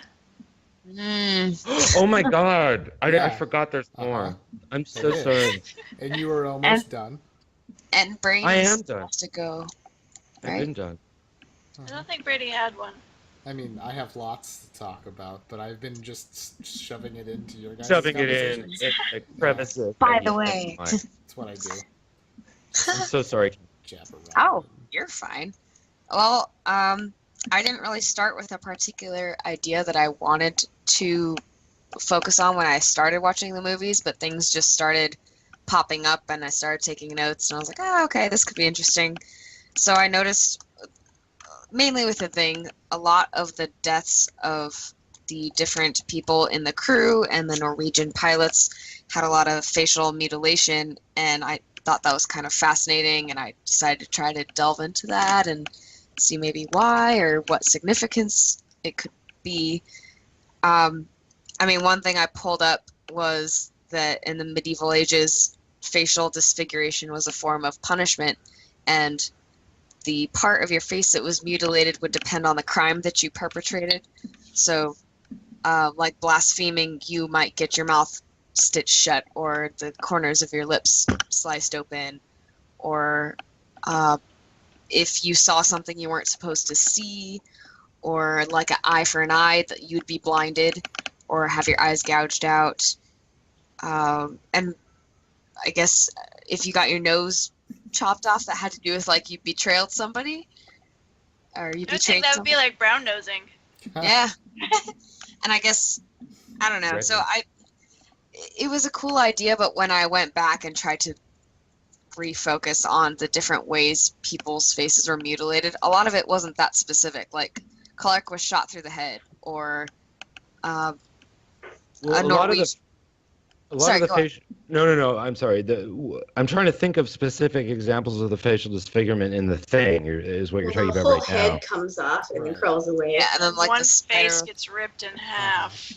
Yeah, I mean, and then it makes sense. It's I mean, identity. Face is identity, yeah. Yeah. Right. Ripping through the identity is ripping through the In person the Prince of themselves. Darkness, when the chick is being transformed into whatever, like her entire skin is melting, but it's Jeez. focusing on her face mostly. Yeah. We also see what's his guy like try to cut his own throat with the broken chair. yeah. Yes. But, Kenda. Yeah, I mean, Noel discussed this with me a little bit. He was like, yeah, I definitely think it's identity, that it's a loss of identity that's occurring, and that's something Carpenter might be obsessing over. And I didn't even think of that, so then I started focusing on that too. And, a form of identity that people could see is our humanity, or like the idea of what makes us human, what ties us to being human. And I feel Carpenter is definitely pushing the boundaries, obviously very literally physically, but also mentally. At what point does our protagonists or our main people stop being human and enter more into like the realm of the beast? Like, when do they stop existing for us as someone or something that could be relatable? That does make sense for the cultists too. Like, the more they get into the being a cultist, the more deformed they become because they're losing their humanity. Yeah, you made me take some notes when you were talking about the cult. It made me think it was a physical manifestation of their madness. Like, because for the most part, when somebody is going mentally insane, you're not physically going to see that. And I thought it was interesting. He totally played with the idea, well, what if you could? What if you could turn a mirror on someone's mental state and show what it looked like? And this is what that's pretty interesting. All those children in Hobbs End, all those children were all like, and they never explained why, but those kids were all horribly disfigured or had like the beginnings of pretty serious disfigurement. It was really disturbing to see on little kids. They like hinted at it, like that one main guy in the pub who happened to be aware enough to realize he was written.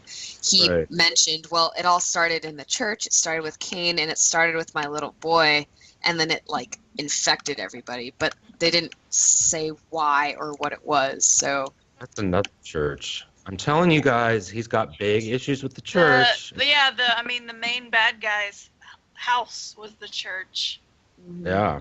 And when you brought up the thing, Noel, about the children in the church, I thought of the scene in Mouth of Madness when it shows that guy's son, and he's like, oh, Jacob, and then the doors just start like slamming, and then he can't get to him, and it made me think, well, maybe that was a metaphor for children being assaulted in churches and not having a voice. Or I mean, I don't know if that's what it was, but I was like, oh, it totally could be. I didn't think of that either. Yeah. But it was so creepy, all those sequences. Oh, the other thing is that when those guys are attacked by the dogs, they all jump in their own cars. One guy's being eaten, and they just jump in their cars and go away. It was like, oh, again, we're not really going to see a functional group of people working together. They could have at least tried to save him or take the dogs. And my roommates threw were that in sitting there. there like, oh, it's just 2 dogs, you guys. You have guns. And then like 4 more dogs came. They're like, nope, it's cool, run. Well, my thing was they all had close range weapons. I was like, guys, shoot the dogs. I mean, when the guy did fire his rifle, it was nowhere near the dogs anyway. So it could be the power of Sutter Kane, though. Yeah, I don't know. I guess they were written to run away, so therefore they ran away. There you go. So, I'm sorry, Kenda. That's really interesting. I mean, all the films are about identity or the loss of identity in different ways. I mean, that could be another example of Carpenter looking at himself and turning the mirror on himself and dealing with his own issues of self-hatred and narcissism and feeling like he's losing who he is in the course of his career. I mean, that's just assumptions being made. I don't know enough about his life, but it could be. He certainly doesn't speak enthusiastically about filmmaking these days. I don't know, Crystal. I don't know if you're asleep. But... No, he does talk about it a bit. I mean, he's very cantankerous, but which I do enjoy, cantankerous filmmakers. But he recently did a short film for collegehumor.com. Which is basically like making a teen slasher film version of Scooby-Doo. So you guys should check it out. It's really fun. I feel like I have seen a teen slasher film of Scooby-Doo, and I just maybe it was that. It was totally him who did it. It's pretty cool. And he's having a lot of fun doing that. But I checked his IMDb page, Noah, and you might be right. Mouth of Madness might be his last really good one for me. No offense, Brady, but he looks. That was probably the last one that I would say I'm very influenced by, for sure. Have you seen Cigarette Burns, one of the films he did for Masters of Horror? I've only seen the Dario Argento ones for some reason. No, I see- don't know why we've picked Because those you ones. don't like good things, apparently. think Sorry. Dario- Oh man, one had meatloaf in it, and Yeah, you That got to was watch great. it for Meatloaf. No, the Personally- cigarette burn ones. That's got Norman Reedus in it, doesn't it? Well, Cigarette Burns. why didn't I haven't seen that. I don't know what happened. Cigarette Burns is I thought I really watched it a with you. recapitulation of Mouth of Madness. Cigarette Burns is a movie that you watch and go crazy.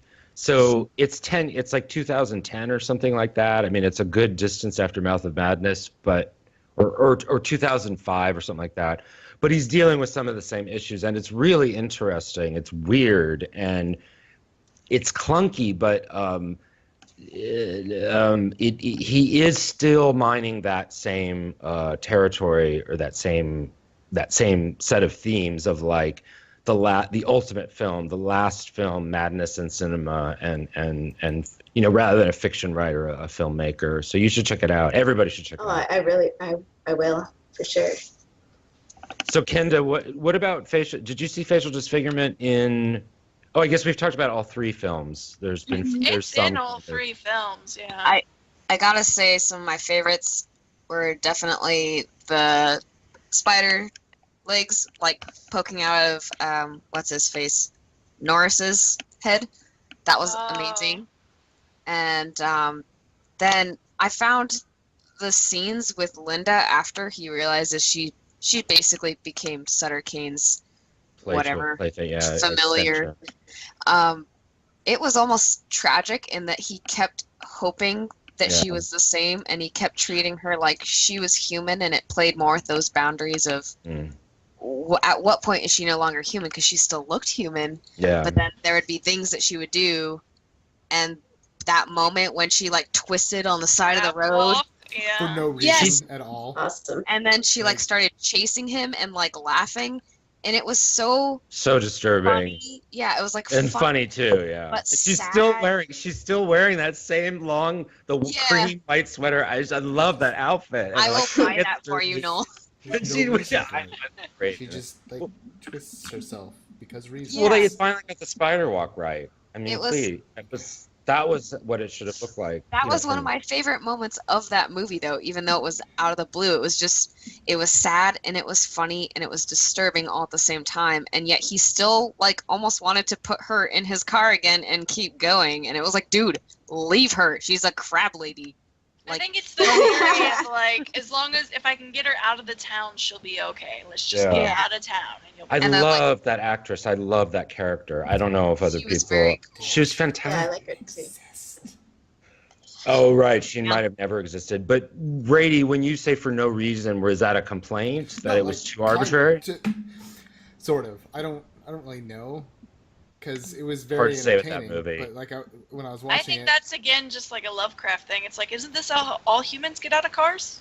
I mean, it could be. It's just really just out of nowhere. I mean, I would have understood if they would have gotten into like a disfiguring car wreck, and then she just Yeah, continues she, like- walking at a whatever contortion situation she was in. But she's just like, her head pokes out, and then she's crawling all twisted, and it's like, okay, I guess. Yeah. What? It's just an awesome way to feature your practical effects department. I guess. That was practical. Oh yeah. That was like a mask turned upside down kind of a thing or something. Yeah, and there was a yeah, contortionist. Yeah. It was I just awesome. felt like but on second, it's that same idea of like, is this all Sutter Kane? Is this what he wants to do with his power? It's like pathetic. It's like, really? like a No, five It's I mean- hilarious He though. wants He's bored. to make the whole world mad by finishing this last book, so the elder gods or whatever can come out and destroy It's everything. Like the anti-rapture. But until then, he's just having fun. But it's like just, everything's blue. but I don't know. He just came off to me at the end as like a sad, like not. I just wouldn't want to be him. I mean, the elder gods are just using him to come out, and he's just a child that has been given infinite power. Yeah. So the black door that was heaving, the elder gods are behind that door. Mhm. Yeah, and then when he's in the insane asylum, they come out and attack and kill everyone. Well, they Oh, rapture okay. Yeah. But why do they save him? because he's the only one that hasn't read the book or watched the movie. Everyone else has seen it, so they're insane. And then he they get goes and taken. watches the movie, and the And movie And was we his life. see him go, and then he will go mad I mean, when the Yeah, movie. he did, laughing, did. So Yeah. He did go mad during the movie. 'Cause And then he was starts life. crying at the very end. right. I mean, but in general, like the weird concept is he could just be crazy and thinking he's watching the movie, and Yeah, I mean, That's the thing it leaves you with is Like after Or certain, it's he could have just been in his little cell the entire time, and the rest of the movie might not have even happened. Like maybe he never went to Hobbs End. yeah. yeah, or it's just the last FU from Sutter King. Could be like you're gonna be the only person that survives all this, and you're gonna just have to like a world of go just crazy This on your own. is hilarious to me. Yeah. I know he's friends with Stephen King, but I don't know if this is a pretty mixed.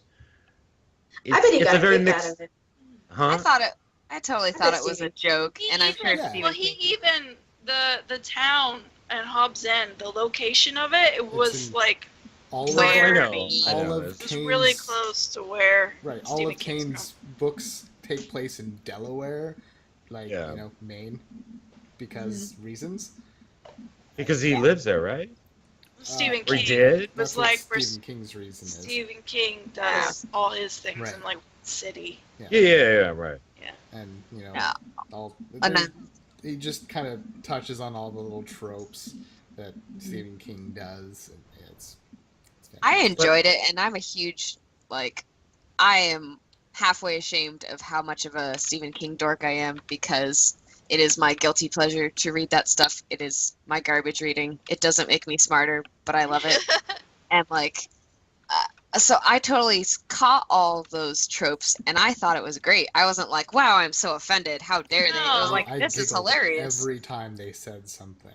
I Yeah. think it's like a friend jabbing another friend. Yeah, Exactly, and then the whole thing, like Sutter Kane, it even starts with the same consonant Mhm. sounds. Yeah. Stephen Stephen King, King, Sutter like- King, yeah. Yeah, it was. I just thought it was great the whole time. And then his Neil Gaiman hair, that's the only reason I'd want to be Sutter Kane is the hair. Just to have his hair. I'll And sell maybe my the- soul for it. The baby thing coming out my back would be cool. That happens on another episode of Masters of Horror. The whole hair, Oh, the whole hair transplant and the hair Brady. comes live.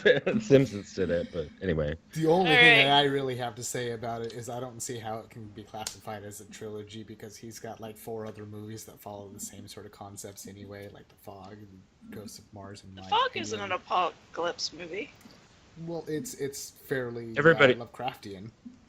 So Yeah, it's Lovecraftian, but it's not an apocalypse. It's not. It's definitely not about the end. I don't mean, think The Thing is very apocalyptic. Yeah, I it don't- is. They're saying that the thing is going to continue on and wipe out the whole Earth. It could. Those two But you guys don't know. got frozen, and the insinuation is that one of them was the thing, Maybe. and so it got exactly what it wanted. And It's then just freeze. we've got they stopped the apocalypse, I guess, whatever, in Prince of Darkness. Like we don't I don't really think know. they did. I think that girl came out I mean, that's just a or dream that she's we going see at to the end. in Yeah. 1999, right? in 1989. Yeah. So I mean, we don't know yet. In fact, in 1999, they may have an opportunity to try to stop it again. You never know. And then, Well, Or in 1999, she comes out and she's Sutter Kane. right, And she starts absolutely Y2K. could be. And then, like, What you Crystal. Wrath can. of Madness. I mean, is it really an apocalypse, or is he just crazy? Because That he could is just be the crazy. thing is. Well, I don't know. think I it's mean, the I mean, he said it's his apocalypse trilogy, so that was the apocalypse. Right. But it's. But I don't really see it as an apocalypse trilogy. I don't really see too many. I like, agreed solid with you connections between until them. I watched Prince of Darkness, and then I was like, no, all 3 of these are pretty heavily connected.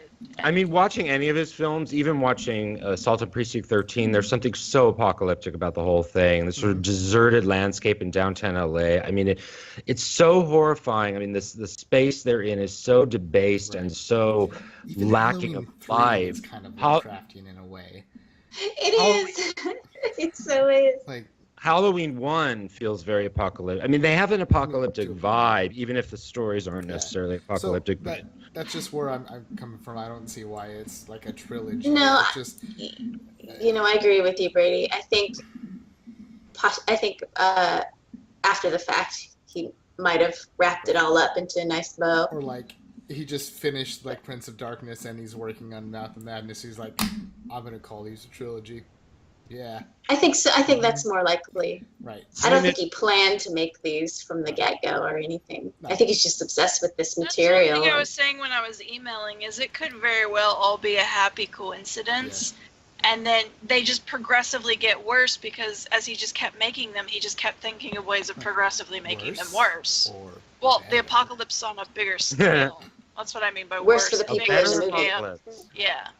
But his other films, these are the most Lovecraftian, though, aren't they? No, What other? I wouldn't say they're the most. I mean, Mouth of Madness, maybe. I think they're. I also I think would that say the thing he is has others that more- are more Lovecraftian than the Thing, but See, I think the Thing is more Lovecraftian than Prince of Darkness. Personally. But Because of because of its similarity to I mean, At the Mountains of Madness. there is that part of it, but also like the creature from whatever sort of wherever it comes from. We're never really told where it is or what it is. Are you talking about Thing or Prince of Darkness? The Thing. The thing. They are secluded, and the longer that they're secluded, the less they are Well, likely in to the Thing, survive. we see the spaceship crash. We know it's an alien. I mean, Do you Same think with it Prince did of it Darkness, arrive? We know it's an alien. well, I we read know all it's not kinds of from this theories. planet, but we don't know Right. what it is. We don't know The where it's spaceship. from. There's a little I mean, flying saucer. You could argue too that Village of the Damned is Apocalyptic. apocalyptic Yeah. for sure. I mean, Yeah, they all it's true. kind of are. That's kind of what his movies are. I mean, even Yeah. come on, the Escape from New York. That's like post-apocalypse. Yeah. I mean, it's just a theme Wonderful. that he has. So it's like, why are? But they're these funny. three in the It's funny trilogy? apocalypse in those. Yeah, so is Big Trouble in Little China. Yeah. Yeah, What were they agree. up to? It could be happy coincidence, but I feel like they are connected. I just I don't mean- know why they're the trilogy because I think we have to take his. I mean, I'm willing to take his word for it. You know, I think he's a serious guy, and you know, he doesn't need to put this out there. It doesn't increase sales. I don't think. Oh. like, I not think at he. all. But why? No, do but I that? mean, it would be the same as me if I was Scarlett Johansson and I came out with those 3 movies from last year. I would be like, oh yeah, they are kind of similar. You know, with her and Under the Skin and Lucy. Really? And she is. But of course, we know. Was Lucy really? Existential Scarjo trilogy. I mean, I guess. Think I about mean, what happens at the end of Lucy. Yeah, I I suppose. haven't seen Lucy It's yet. crazy. Imagine the craziest thing you can. I mean, right. I mean, that is the kind of. Well, I guess these are kind of linked, so let's just say that they're related. Yeah, why not? Okay, I don't. recommendations. Yes, we gotta I'm wrap. Oh. turning into a pumpkin. Yes, we I'm gotta wrap slowly that up. getting lower and lower on my desk. Just like the pumpkin does in Halloween 3, it collapses. Well, I mean, just watch Uh. John Carpenter. Every single movie, all of them. Yes, But, that's I my know, recommendation for sure. Monica, you had a ton of, well, not a ton, but you had a handful of Lovecraft films inspired films that you would recommend. Mm-hmm. If you're looking for more of a Lovecraft itch, the Evil Dead trilogy, just about anything Stephen King does. Mercy, Reanimator, Necronomicon, Stan, Dagon. It. Night Shift, Skeleton Crew, Salem's Lot, Pet Cemetery, The Mist. The Stephen Mist is one of my favorites. Mist is I huge. love The Mist. Twin Peaks is actually very Lovecraftian. The Call of Really? Cthulhu. Very Lovecraft. We need to do a Twin Peaks episode. Oh, I Oh, would gladly boy. do that. Done with Reanimator, and Necronomicon quite literally are Lovecraft stories. But Reanimator, but he turns it into a comedy, right? That Yeah. director. Yeah. I mean, do you- Sounds really funny. Well, Oh, I mean, with the Reanimator's variety of hilarious. Reanimators, You don't think Reanimator's very, funny? very It's charming. gross. this Oh, I one think It's they're- like they're- what's that? It Dead Alive. It's kind of like that, where it's really disgusting, but really, really very charming and cute and funny. Yeah, Hellboy, a lot of Del Toro Del stuff Toro? is a lot of Del Toro stuff is Lovecraft. Well, in this case, Magnolia. Pacific Specifically Rim. Mike Mignola, yeah. Pacific Rim is really big, and Hellboy, yeah. Yeah. I mean, there's a lot of stuff out there. There's So a lot of short films much. that are really good. I'm just gonna put it out there, same as Brady, all Carpenter films. Yeah. Crystal See them. Necronomicon. You should watch that.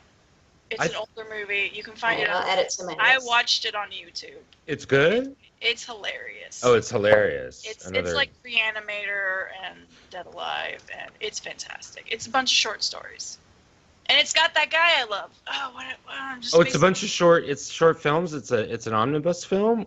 Yeah. Oh, Like short cool. I didn't stories. even know that.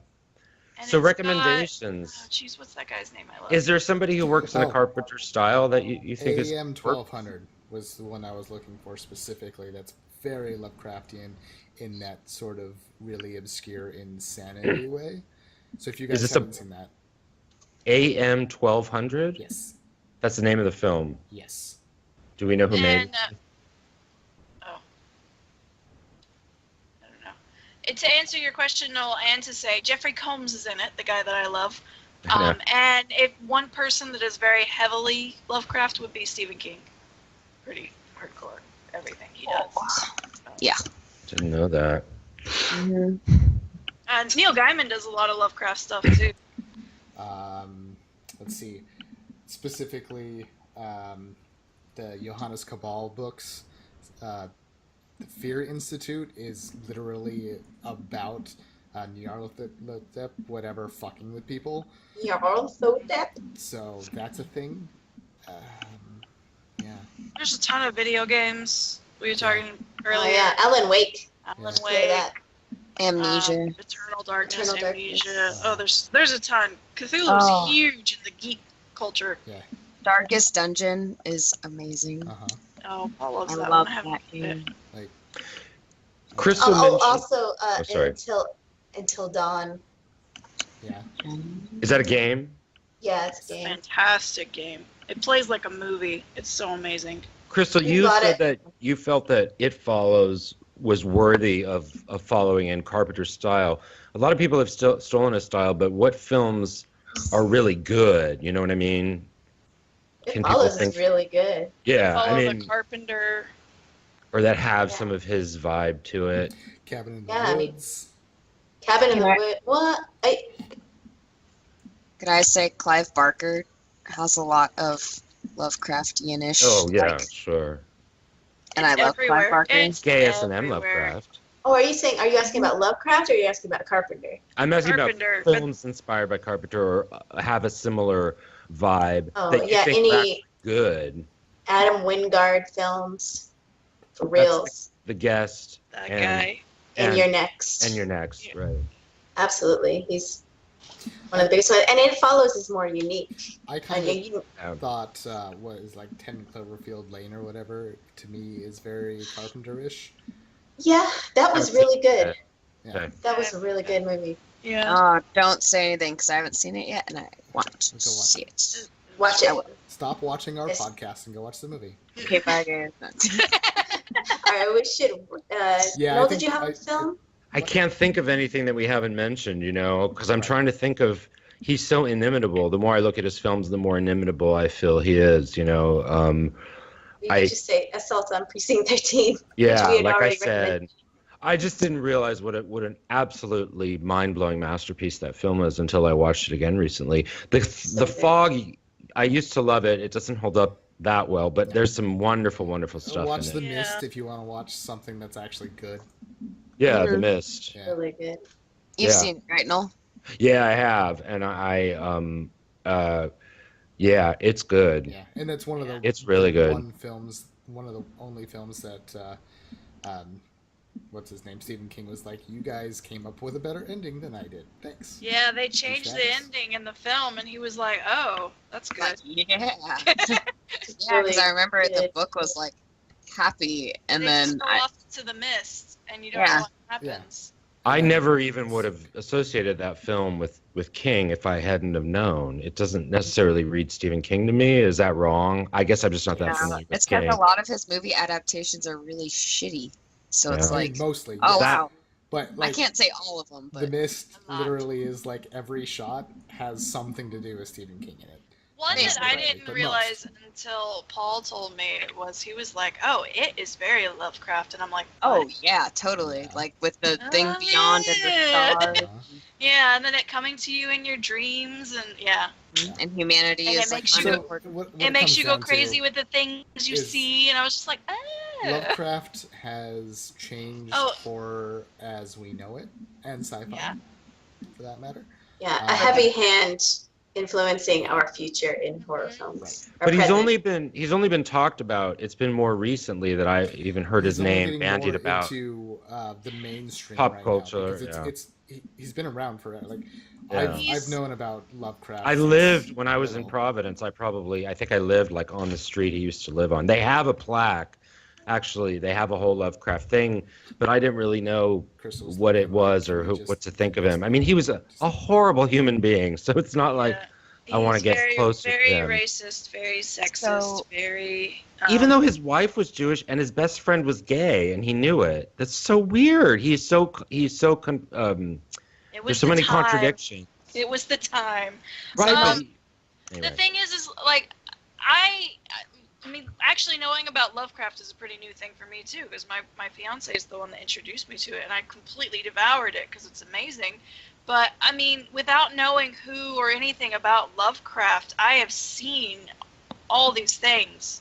Like I saw Mouth of Madness before this. I saw the Evil Dead trilogy. I saw all these things. I've seen Necronomicon. I just didn't know they were all like based off of something from one dude. Mhm. And I think his influence is very far spreading. So when other people do it, people don't necessarily know that's Lovecraft, but it is. Right. But So that's kind of the basically- point of him, is just more people doing more stories. He just wants to get it out there. Mhm. So even Did though you- it seems recently that I think it's because of the internet that now we know Yeah. what things are connected like- to what. Yeah. That's kind of what it is. I mean, even There's now there's philosophy books that are based on Lovecraft. Like he's going into the academy in a big way, in a way that I can't think of any other horror writer ever has before. There's a series of serious hardcore philosophy books. Crystal, there's a total change of subject. Do you think that Nicholas Winding Refn is associated with Carpenter? Some of it, like Drive, has some That's really Carpenter. interesting. Is it too I have pretty? to come back Is it to you about that. It is really a lot of style over substance. Yeah. Which Which I I don't don't think Carpenter is. No, I don't think so either. It's a lot. We need to get into this in a future podcast, though. Talking about Winding Refn. I mean, is we're a- already sitting at 2.5 hours for this one. Yeah, we gotta stop. I'm so sleepy, you guys. Kendra, did you have a Guys, we point knew before we this- wrap up? I was gonna say basically H.P. Lovecraft is Sutter Kane. That's about it. Like Yeah. he's controlling our reality. So A little bit. He was yeah. such a sad guy. You look at the picture of him, and he's Oh, so whoever's sad. gonna edit this, we should all look closely at the camera and somebody turn our eyes blue. We'll do it. Everybody get Or in. I, My eyes are blue. That's really All right, frightening. thank you. I have to Okay. say that was really frightening. All right, you wanna So Brady, take it you back? have you're supposed to do the and I, closings. what? I don't, but Where things is it? are hard. I don't think I have the script. Okay, we're gonna look Watch at the script here. people. Yeah, It says, yeah. Go You watch can our see- videos, listen to our can see it. podcast, like, comment, Email us. subscribe. Email us Tell us at your fears. tell us your fears, gmail.com. Give us your thoughts, opinions, and what you think about our discussions. Probably gonna break this up. Yeah, this is going to be multiple parts, so I guess we're going to say it like 4 times. So, like, comment, subscribe. Email us, talk about things, let us know if there's movies or subjects or anything that you If guys there's want, other want to hear us talk about. Lovecraftian works you think we missed, or if there's other great directors like John Carpenter, let us know. Or if you guys have recommendations of stuff you think we should watch Yeah. and talk about, let us know. Do that. Probably won't, but Join us in you our know. conversations. Thanks anyway. All right, it's been fun, team. Yes. Okay. Thanks. See you next time. Bye. All right, guys. Good night.